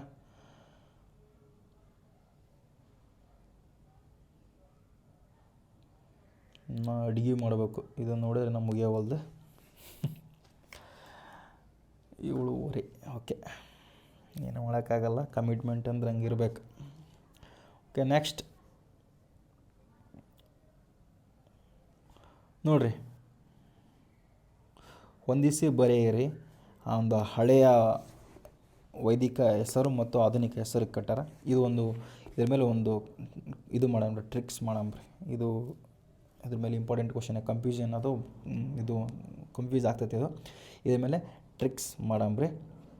ಇವಾಗ ಡೈರೆಕ್ಟ್ ನಾನು ಆನ್ಸರ್ ಹೇಳ್ಬಿಡ್ತೀನಿ ಕೇಳ್ರಿ. ಪರೋಷ್ಣಿ ಬಂದ್ರಪ್ಪ ಅಂದ್ರೆ ಇದಕ್ಕೆ ನಾವು ರಾವಿ ಅಂತಂದೇಳಿ ಕರಿತೀವಿ. ನೆಕ್ಸ್ಟ್ ವಿಥಾಸ್ತ ಬಂದ್ರಪ್ಪ ಅಂದ್ರೆ ಇದು ಝೀಲಮ್. ಇನ್ನು ಅಸ್ನಿಕೆ ಬಂದ್ರಪ್ಪ ಅಂದ್ರೆ ಚೀನಬ್. ಶತುದ್ರಿ ಬಂದ್ರಪ್ಪ ಸಟ್ಲೇಜ್. ಸೊ ಸರಿಯಾದ ಉತ್ತರ 1ನೇದ್ದು. ಓಕೆನಾ, ಇಲ್ಲಿ ಕೆಳಗತ್ತೆ ನೋಡ್ರಿ. ಪೌರುಷ್ಟಿ ರಾವಿ, ವಿತಾಸ್ತ ಝೀಲಮ್, ಅಸ್ನಿಕ ಚೀನಬ್, ಶತುದ್ರಿ ಬಂದ್ರಪ್ಪ ಸಟ್ಲೇಜ್, ಸಿಂಧು ಬಂದ್ರಪ್ಪ ಇಂಡಸ್, ಸರಸ್ವತಿ ಬಂದ್ರಪ್ಪ ಗಗ್ಗರ್. ಪ್ರಜಾಪತಿ ಪರಿಕಲ್ಪನೆಯನ್ನು ಉಚ್ಛ್ರಾಯ ಸ್ಥಿತಿಗೆ ಬಂದ ವೇದ ಕಾಲ ಯಾವುದು? ಪ್ರಜಾಪತಿ ಉಚ್ಛ್ರಾಯ ಸ್ಥಿತಿಗೆ ಬಂದ ವೇದ ಕಾಲ ಉತ್ತರ ವೇದ ಕಾಲ ನೋಡ್ರಿ. ಯಾವುದು? ಉತ್ತರ ವೇದ ಕಾಲ. ನಿಮಿಷ, UPSC ಕೇಳಿದಂಥ ಪ್ರಶ್ನೆ ಇದು. ವಿವರಣೆ: ಋಗ್ವೇದದಲ್ಲಿ ಪ್ರಜಾಪತಿ ಅಷ್ಟೇ ನಿರಲ್ರಿ, ಗೌಣ ಅಷ್ಟೇ ಕಷ್ಟ ಇತ್ತು. ಇಂದ್ರ, ಅಗ್ನಿ, ವರುಣ ಪ್ರಮುಖ ಎಲ್ರಿ ಋಗ್ವೇದದಲ್ಲಿ. ನೆಕ್ಸ್ಟ್ ಬರ್ತೈತಿ ಉತ್ತರ ವೇದ ಕಾಲದಲ್ಲಿ. ಬ್ರಾಹ್ಮಣಗಳಲ್ಲಿ ಪ್ರಜಾಪತಿ ಸೃಷ್ಟಿಕರ್ತನಾಗಿ ಸರ್ವೋಚ್ಚ ದೇವತೆಯಾಗಿ ಹೊರಹೊಮ್ಮಿದ. ಶತಾಪಥ ಬ್ರಾಹ್ಮಣದಲ್ಲಿ ಪ್ರಜಾಪತಿಯ ಸೃಷ್ಟಿ ಕಥೆಗಳು ಇದುವೆ. ಓಕೆನಾ. ನೆಕ್ಸ್ಟ್ ಕ್ವಶನ್: ಒಂದು ಉತ್ಖನದಲ್ಲಿ ಕಬ್ಬಿಣದ ನೇಗಿಲು ಮತ್ತು ಬೂದು ಬಣ್ಣದ ಮಡಿಕೆಗಳು ದೊರೆತಿವೆ. ಇದು ಯಾವ ವೇದ ಕಾಲವನ್ನು ಸೂಚಿಸುತ್ತದೆ? ನೋಡ್ರಿ, ಕಬ್ಬಿಣ ಯಾವಾಗ ಬಳಕೆ ಬಂತ್ರಿ? ಋಗ್ವೇದದಾಗಿತ್ತ? ಇಲ್ಲ. ಅಂದ್ರೆ ಋಗ್ವೇದ ಪೂರ್ವದಲ್ಲಿ ಬರಲಿಲ್ಲ, ಬರೋದದು ಉತ್ತರ ವೇದ ಕಾಲದಲ್ಲಿ. ಹರಪ್ಪ ಒಂದು ಕಬ್ಬಿಣ ಬಳಕೆನೇ ಇದ್ದಿದ್ದಿಲ್ಲ. ಸರಿಯಾದ ಉತ್ತರ ವೇದ ಕಾಲ. ನೋಡ್ರಿ ಹೆಂಗೆ ಕೇಳ್ತಾರೆ ಕ್ವಶನ್. ಓಕೆನಾ, ಇದು ಅಪ್ಲೈಡ್ ಕ್ವಶನ್ ಅಲ್ಲ. ನೆಕ್ಸ್ಟ್ ಹೇಳಿಕೆ ನೋಡ್ರಿ. ವೇದಾಂಗಗಳು, ವೇದಗಳ ಅಂಗಗಳು: ಶಿಕ್ಷಾ, ಕಲ್ಪ, ವ್ಯಾಕರಣ, ನಿರುಕ್ತ, ಛಂದಸ್ಸು, ಜ್ಯೋತಿಷ್ಯ. ನೆಕ್ಸ್ಟ್ ಕಲ್ಪಸೂತ್ರಗಳು 4: ಕ್ಷೌತ್ರ, ಗೃಹ, ಧರ್ಮ, ಶುಲ್ಕ. ಸರಿಯಾದ ಆಯ್ಕೆ ಯಾವುದು? ಸರಿಯಾದ ಆಯ್ಕೆ ಇದೂ ಸರಿ, ಇದೂ ಸರಿ. ಇದ್ರ ಬಗ್ಗೆ ನನಗೆ ಗೊತ್ತಿಲ್ಲ ರೀ, ಸುಳ್ಳು ಹೇಳ್ಬೇಕು, ಇದ್ರ ಬಗ್ಗೆ ನಾವು ಓದಿಲ್ಲ. ಸೊ ಇರಲಿ, ಆದರೂ ಕೂಡ ಆನ್ಸರ್ ಬಂದ್ರಪ್ಪ ಎರಡೂ ಕೂಡ ಸರಿ. ನೋಡಿರಿ, ನಾನು ಕೂಡ ಗೊತ್ತಿರೋ ಆನ್ಸರ್ ಕೂಡ ಎರಡೂ ಕೂಡ ಸರಿನ ಹಾಕೋದು. ನಾನು ತಪ್ಪು ಅಂದ್ರೆ ಹಾಕೋಕ್ಕೆ ಹೋಗಲ್ಲ, ಗೊತ್ತಿರದೇ ಇರುವಾಗ. ಇದು ವೇದಾಂಗಗಳು 6 ಅಂಗಗಳು ಸರಿ. ಕಲ್ಪಸೂತ್ರಗಳು ಕ್ಷೌತ್ರ, ಬೃಹದ್ಯಾಗ, ಗೃಹಸ್ಥ ಸಂಸ್ಕಾರ, ಧರ್ಮ, ಸಾಮಾಜಿಕ ನಿಯಮ, ಶುಲ್ಕ, ಜ್ಞಾನವಿಧಿ, ನಿರ್ಮಾಣ, ರೇಖಾಗಣಿತ ಎಂದು ವಿಂಗಡಿಸಲಾಗಿದೆ. ಎರಡೂ ಸರಿಯಾಗಿವೆ. ಈಗ ನೆಕ್ಸ್ಟ್ ನೋಡ್ರಿ, ಇನ್ನು ನಮ್ಮೊಂದು PCಯಲ್ಲಿ ಕೇಳಿದಂಥ ಪ್ರಶ್ನೆ 2024ರಲ್ಲಿ ಅಂದರೆ 23ರಲ್ಲಿ ಕೇಳಿದಂಥ ಪ್ರಶ್ನೆ: ಋಗ್ವೇದದಲ್ಲಿ ಯಾವ ದೇವತೆಯನ್ನು ಜೀವದಾತ ಎಂದು ಸಂಬೋಧಿಸಲಾಗಿದೆ? ಸರಿಯಾದ ಉತ್ತರ ಜೀವದಾತ. ಆಲ್ರೆಡಿ ನಾನು ಕೇಳೀನಿ, ಸೋಮ. ಹೇಳಿದ್ನಲ್ರಿ ಅವರು, ಸೋಮ. ನೆಕ್ಸ್ಟ್, ಸೋಮರಸವು ಅಮೃತತ್ವ ನೀಡುವುದೆಂದು ನಂಬಿಕೆಯಿದ್ದು ಸೋಮನನ್ನು ಜೀವದಾತ, ಶಕ್ತಿ ಪ್ರದಾಯಕ ಎನ್ನುತ್ತಾರೆ. ಇಂದ್ರನು ಸೋಮನ ಪ್ರಿಯ. ಓಕೆ. ನೆಕ್ಸ್ಟ್ PSಯಲ್ಲಿ ಕೇಳಿದಂಥ ಪ್ರಶ್ನೆ: ಅಸತೋಮ ಸದ್ಗಮಯ ಎಂಬ ಮಂತ್ರವು ಯಾವ ಉಪನಿಷತ್ತಿಗೆ ಸಂಬಂಧಿಸಿದೆ? ಅಸತೋಮ ಸದ್ಗಮಯ ಎಂಬ ಮಂತ್ರವು ಬೃಹದಾರಣ್ಯಕ ಉಪನಿಷತ್ತಿಗೆ ಸಂಬಂಧಿಸಿದೆ. ಅಸತೋಮ ಸದ್ಗಮಯ ಜ್ಯೋತಿರ್ಗಮಯ ಮೃತ್ಯೋಮ ಅಮೃತರಂಗಮಯ ಎಂಬ ಶಾಂತಿ ಮಂತ್ರ. ಓಕೆ, ನಮ್ಮ ಎಲ್ಲ ಶಾಲೆಗೆಲ್ಲ ಓದಿರ್ತೀವಿ. ಬೃಹದಾರಣ್ಯಕ. ವೈದಿಕ ಸಾಹಿತ್ಯದಲ್ಲಿ ಶ್ರಾದ್ದ ಕರ್ಮಗಳನ್ನು ಯಾವುದಕ್ಕೆ ಸಂಬಂಧಿಸಿದೆ? ವೈದಿಕ ಶ್ರಾದ್ದ, ವಿವಾಹ ಶ್ರಾದ್ದ ಮಾಡ್ತೀವಿ ಅಂದರೆ ಇಲ್ಲ, ಉಪನಯನಕ್ಕೆ ಮಾಡ್ತೀವಿ ಅಂದರೆ ಇಲ್ಲ, ರಾಜ್ಯಾಭಿಷೇಕ ಮಾಡ್ತೀವಿ ಅಂದರೆ ಇಲ್ಲ. ಶ್ರಾದ್ದ ಕಾರ್ಯ ಮಾಡೋದು ನಾವು ಪಿತೃಗಳಿಗೆ ಅರ್ಪಣೆ. ಓಕೆ. ಶ್ರಾದ್ದ ಎಂಬುದು ಮಾತೃಪಿತೃಗಳಿಗೆ ಗೌರವ ಸಲ್ಲಿಸುವುದು, ಅವರ ಆತ್ಮಕ್ಕೆ ಶಾಂತಿ ಕೋರುವ ಧಾರ್ಮಿಕ ಕ್ರಿಯೆ. ಅವರು ಸತ್ತ ಮೇಲೆ ಮಾಡ್ತೀವಲ್ರಿ ಶ್ರಾದ್ದ ಕಾರ್ಯ, ಅದಕ್ಕೆ ನಾವು ಶ್ರಾದ್ದ ಅಂತ ಕರಿತೀವಿ. ನೆಕ್ಸ್ಟ್, ಯಾವ ವೇದವು ಔಷಧಿಗಳ ವೇದ ಅಂತೇಳಿ ಕರಿತೀವಿ? ನಮ್ಗೆ ಆಲ್ರೆಡಿ ನಾನು ಹೇಳಿದ್ದೀನಿ, ಔಷಧಿ ವೇದ ಬಂದ್ರಪ್ಪ ಅಂದ್ರೆ ಸರಿಯಾದ ಉತ್ತರ ಅಥರ್ವ ವೇದ. ಅಥರ್ವವೇದವು ರೋಗ ನಿವಾರಣೆ, ಔಷಧಿಗಳ, ಸಸ್ಯಗಳ ಮಂತ್ರ, ಆಯುರ್ವೇದದ ಮೂಲ ಉಲ್ಲೇಖಗಳಿವೆ. ಇದನ್ನು ಭೀಷ್ಮಾಜ್ಞೆ ವೇದ ಎಂದು ಕರೆಯುತ್ತಾರೆ. KS 2000 ಭಾಗದಲ್ಲಿ ಕೇಳಿದಂಥ ಪ್ರಶ್ನೆ ಇದು. KA ಗ್ರೂಪ್ ಸಿ ಮತ್ತು 2023ರಲ್ಲಿ ಕೇಳಿದಂಥ ಪ್ರಶ್ನೆ ನೋಡ್ರಿ. ಸೋಮಲತೆಯು ಯಾವ ಪರ್ವತದಿಂದ ತರಲಾಗುತ್ತಿತ್ತು? ನೋಡ್ರಿ ಹೆಂಗೈತೆ ಕ್ವಶನ್. ಸೋಮಲತೆ ಮುಜವತ್ ನೋಡ್ರಿ, ಸರಿಯಾದ ಉತ್ತರ ಮುಜವತ್. ಇದು ನನಗೆ ಗೊತ್ತಿದ್ದಿಲ್ಲ, ಈ ಓದೋದನ್ನೇ ಗೊತ್ತಾತ. ಋಗ್ವೇದದಲ್ಲಿ ಸೋಮಲತೆಯು ಮುಜವತ್ ಈಗಿನ ಅಫ್ಘಾನಿಸ್ತಾನ ಮತ್ತು ಮಧ್ಯ ಏಷ್ಯಾ ಪರ್ವತದಲ್ಲಿ ದೊರೆಯುತ್ತದೆ ಎಂದು ಹೇಳಿಕೆ. ಆದ್ದರಿಂದ ಇಂಡೋ ಆರ್ಯರ ಭೌಗೋಳಿಕ ಸಂಪರ್ಕ ತಿಳಿಯುತ್ತದೆ ಅವಾಗಿನ ಕಾಲಕ್ಕೆ. ಓಕೆನಾ. ನೆಕ್ಸ್ಟ್, ಕೆಳಗಿನವರಲ್ಲಿ ಬ್ರಹ್ಮರ್ಷಿ ಎಂದು ಕರೆಯಲ್ಪಡುವ ಋಷಿ ಯಾರು? ಬ್ರಹ್ಮರ್ಷಿ ಎಂದು ಕರೆಯಲ್ಪಡುವ ಋಷಿ ಯಾರಂದ್ರಪ್ಪ ಅಂದ್ರೆ ಒಂದು ವಿಶ್ವಾಮಿತ್ರರು ಆಗ್ತಾರೆ, ವಶಿಷ್ಠರು ಆಗ್ತಾರೆ ನೋಡ್ರಿ. ವಿಶ್ವಾಮಿತ್ರರು ಧ್ಯಾನದ ಮುಖಾಂತರ ಇದನ್ನು ಇದು ಮಾಡ್ತಾರೆ ಅವರು ನೋಡ್ರಿ. ವಶಿಷ್ಠರು ಮೊದಲಿನಿಂದಲೂ ಬ್ರಹ್ಮರ್ಷಿ. ಕ್ಷತ್ರಿಯ ಕುಲದ ವಿಶ್ವಾಮಿತ್ರರು ಕಠಿಣ ತಪಸ್ಸಿನಿಂದ ಬ್ರಹ್ಮರ್ಷಿ ಪದವಿಯನ್ನು ಪಡೆದರು. ಅಷ್ಟೆ. ನೆಕ್ಸ್ಟ್ ಕ್ವಶನ್, ಶಿಕ್ಷಾ ವೇದಾಂಗವು ಯಾವ ವಿಷಯಕ್ಕೆ ಸಂಬಂಧಿಸಿದೆ? ಶಿಕ್ಷಾ ವೇದಾಂಗವು ಯಾವ ವಿಷಯಕ್ಕೆ ಸಂಬಂಧಿಸಿದೆ ಎಂದರೆ ಧ್ವನಿಶಾಸ್ತ್ರ ಅಥವಾ ಉಚ್ಚಾರಣಾಶಾಸ್ತ್ರಕ್ಕೆ ಸಂಬಂಧಿಸಿದೆ. ಶಿಕ್ಷೆ ಎಂದರೆ ವೇದ ಮಂತ್ರಗಳ ಸರಿಯಾದ ಉಚ್ಚಾರ, ಸ್ವರ, ಮಾತ್ರ, ಬಲ ಇತ್ಯಾದಿ ಕಲಿಸುವ ಶಾಸ್ತ್ರ. ವ್ಯಾಕರಣ ಎಂದ್ರಪ್ಪ ವ್ಯಾಕರಣ, ಛಂದಸ್ಸು. ಇದ್ರ ಬಗ್ಗೆ ನಮ್ಗೆ ಗೊತ್ತಿದೆ, ಇದ್ರ ಬಗ್ಗೆ ಏನು ಬೇಕಾಗಿಲ್ಲ, ಜಸ್ಟ್ ಇಷ್ಟಾದರೆ ಸಾಕು. SD 2021 ಗ್ರೂಪ್ ಸಿ 2022 ಕೇಳಿದಂಥ ಪ್ರಶ್ನೆ, ಪಂಚವಿಂಶ ಬ್ರಾಹ್ಮಣವನ್ನು ಏನೆಂದು ಹೆಸರಿಂದ ಕರೆಯುತ್ತಾರೆ? ಪಂಚವಿಂಶ ಬ್ರಾಹ್ಮಣವನ್ನು ಇನ್ನೊಂದು ಹೆಸರಿಂದ ಕರೆಯುತ್ತಾರೆ. ಯಾವ ಹೆಸರಿಂದ ಕರೀತಾರೆ? ತಾಂಡ್ಯ ಮಹಾಬ್ರಾಹ್ಮಣ ಅಂತ ಕರೀತಾರೆ ನೋಡ್ರಿ. ತಾಂಡ್ಯ ಮಹಾಬ್ರಾಹ್ಮಣ. ಸಾಮವೇದಕ್ಕೆ ಸೇರಿದ ಪಂಚವಿಂಶ ಬ್ರಾಹ್ಮಣವನ್ನು ತಾಂಡ್ಯ ಬ್ರಾಹ್ಮಣ ಅಂತಲೂ ಕರೆಯುತ್ತಾರೆ. ಇದರಲ್ಲಿ 25 ಅಧ್ಯಾಯಗಳಿವೆ. ಓಕೆ, ಇಷ್ಟು ನಮ್ಗೆ ಗೊತ್ತಿದ್ರೆ ಸಾಕು. ಇನ್ನು ಋಗ್ವೇದದ 9ನೇ ಮಂಡಲವನ್ನು ಹೊರತುಪಡಿಸಿ ಉಳಿದ ಮಂಡಲಗಳು ಸಾಮಾನ್ಯವಾಗಿ ಯಾವ ಕ್ರಮದಲ್ಲಿದೆ? ಸರಿಯಾದ ಉತ್ತರ ಮಂಡಲಗಳ ಸಂಖ್ಯಾಕ್ರಮದಲ್ಲಿ ಸುಮಾರು ಋಷಿ ಕುಟುಂಬಗಳ ಪ್ರಕಾರ. ಮಂಡಲಗಳ ಸಂಖ್ಯಾಕ್ರಮದಲ್ಲಿ ಸುಮಾರು ಋಷಿ ಕುಟುಂಬಗಳ ಪ್ರಕಾರ ಇದು ಒಂದೈತೆ ನೋಡ್ರಿ. ಓಕೆನಾ.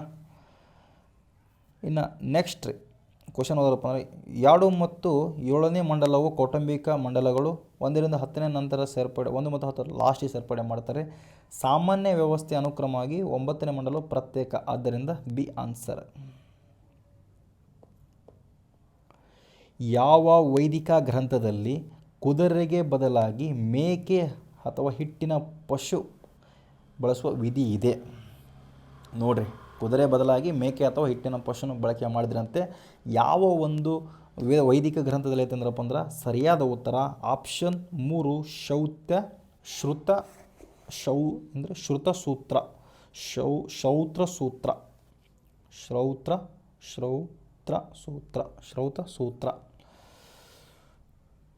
ಆನ್ಸರ್ ಶ್ರೌತ ಸೂತ್ರ.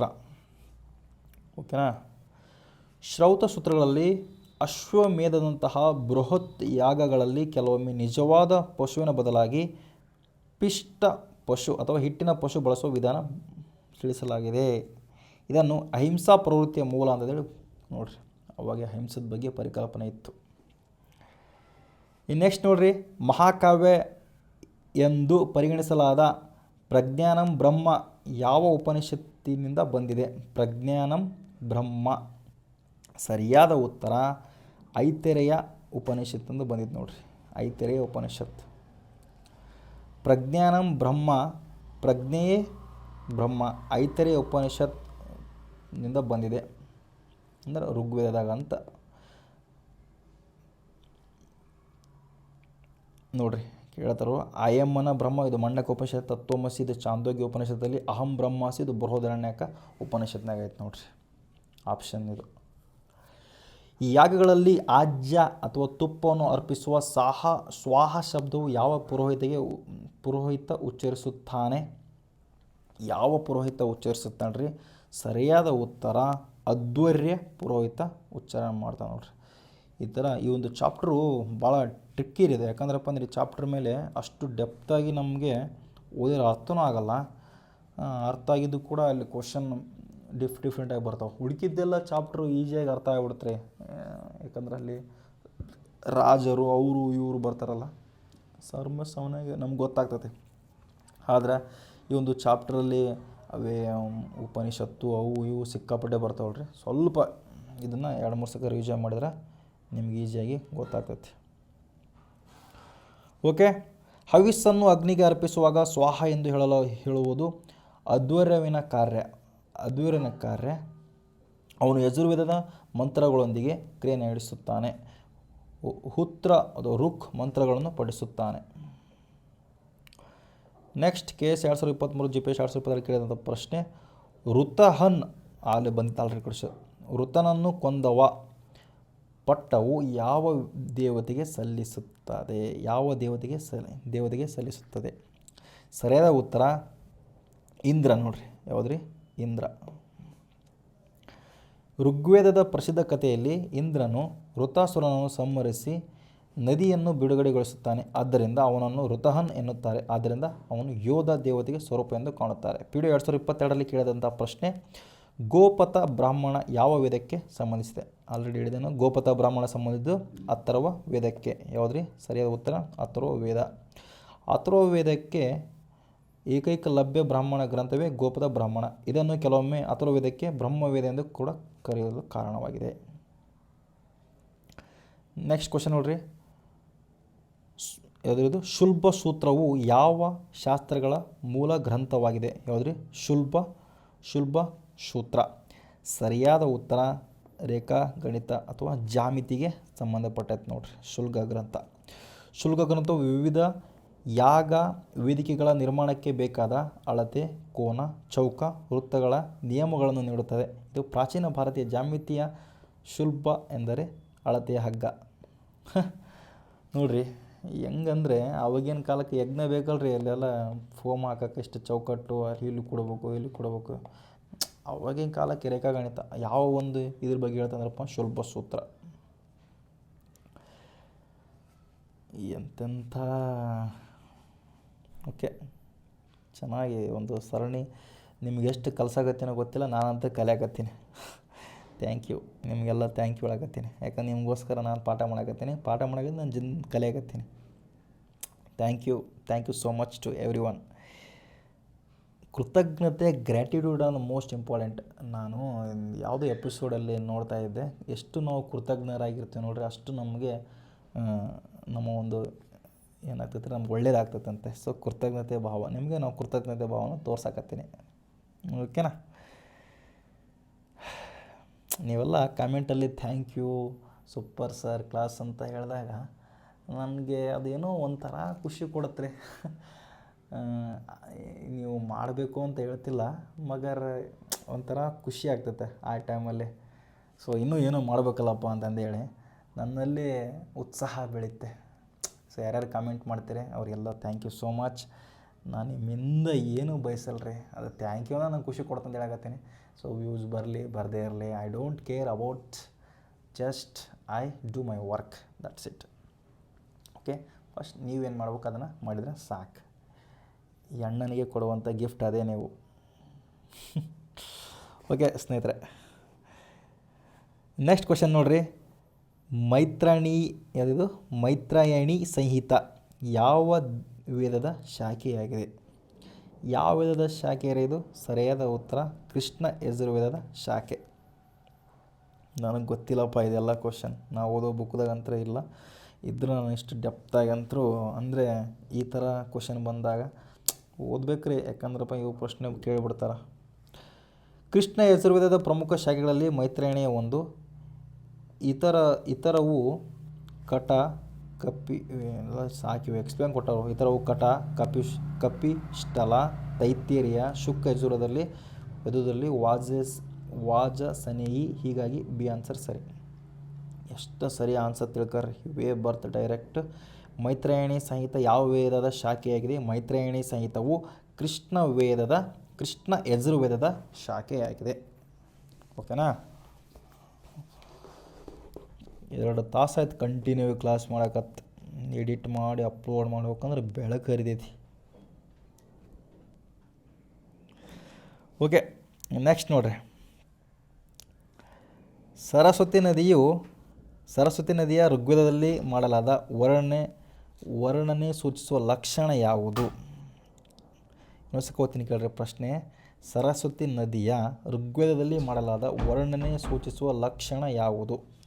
ಸರಿಯಾದ ಉತ್ತರ ಪರ್ವತಗಳಿಂದ ಹುಟ್ಟಿ ಸಮುದ್ರ ಸೇರುವ ನದಿ. ಯಾವುದ್ರಿ? ಪರ್ವತಗಳಿಂದ ಹುಟ್ಟಿ ಸಮುದ್ರ ಸೇರುವ ನದಿ. ಋಗ್ವೇದವು ಸರಸ್ವತಿಯನ್ನು ಶೈಲಸುತೆ, ಪರ್ವತನ ಪುತ್ರಿ ಎಂದು ಹೇಳ್ತಾರೆ. ಸಮುದ್ರಗಾಮಿನಿ, ಸಮುದ್ರಕ್ಕೆ ಸೇರಿದವಳು ಎಂದು ವರ್ಣಿಸಲಾಗುತ್ತದೆ. ಯಜ್ಞ ಸಮಯದಲ್ಲಿ ವಿಷ್ಣು ದೇವತೆಗೆ ಯಾವ ಗುಣ ಆರೋಪಿಸಲಾಗಿದೆ? ಯಾವುದ್ರಿ? ತ್ರಿವಿಕ್ರಮ ಅಂತ ನೋಡ್ರಿ. 3 ಹೆಜ್ಜೆಗಳಿಂದ ಲೋಕವನ್ನು ಅಳೆದವ ತ್ರಿವಿಕ್ರಮ.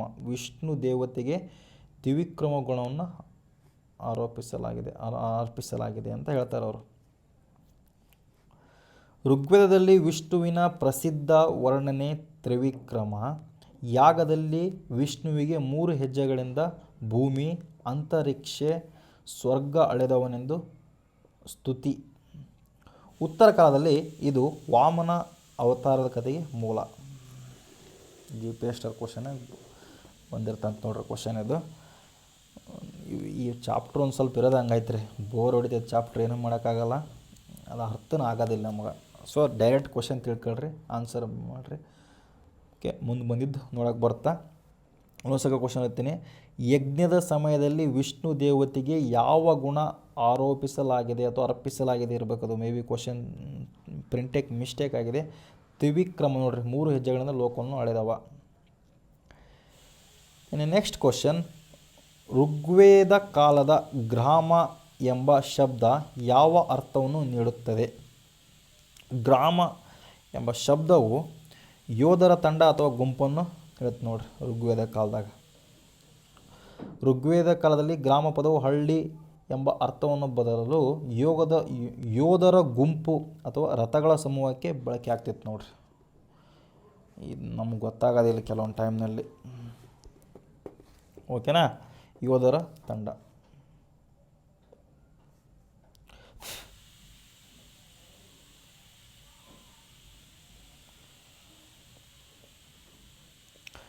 ನೆಕ್ಸ್ಟ್ ನೋಡ್ರಿ. ವೈದಿಕ ಯುಗದ ಅನ್ನದ ಬಗ್ಗೆ ಯಾವ ಉಪನಿಷತ್ ಅನ್ನಂ ಬ್ರಹ್ಮಂ ಎಂದು ಘೋಷಿಸುತ್ತದೆ? ಅನ್ನಂ ಬ್ರಹ್ಮಂ ಯಾವುದ್ರಿ? ತೈತ್ತೆರಿಯ ಉಪನಿಷತ್ ನೋಡ್ರಿ. ಸರಿಯಾದ ಉತ್ತರ ತೈತ್ತೆರಿಯ ಉಪನಿಷತ್.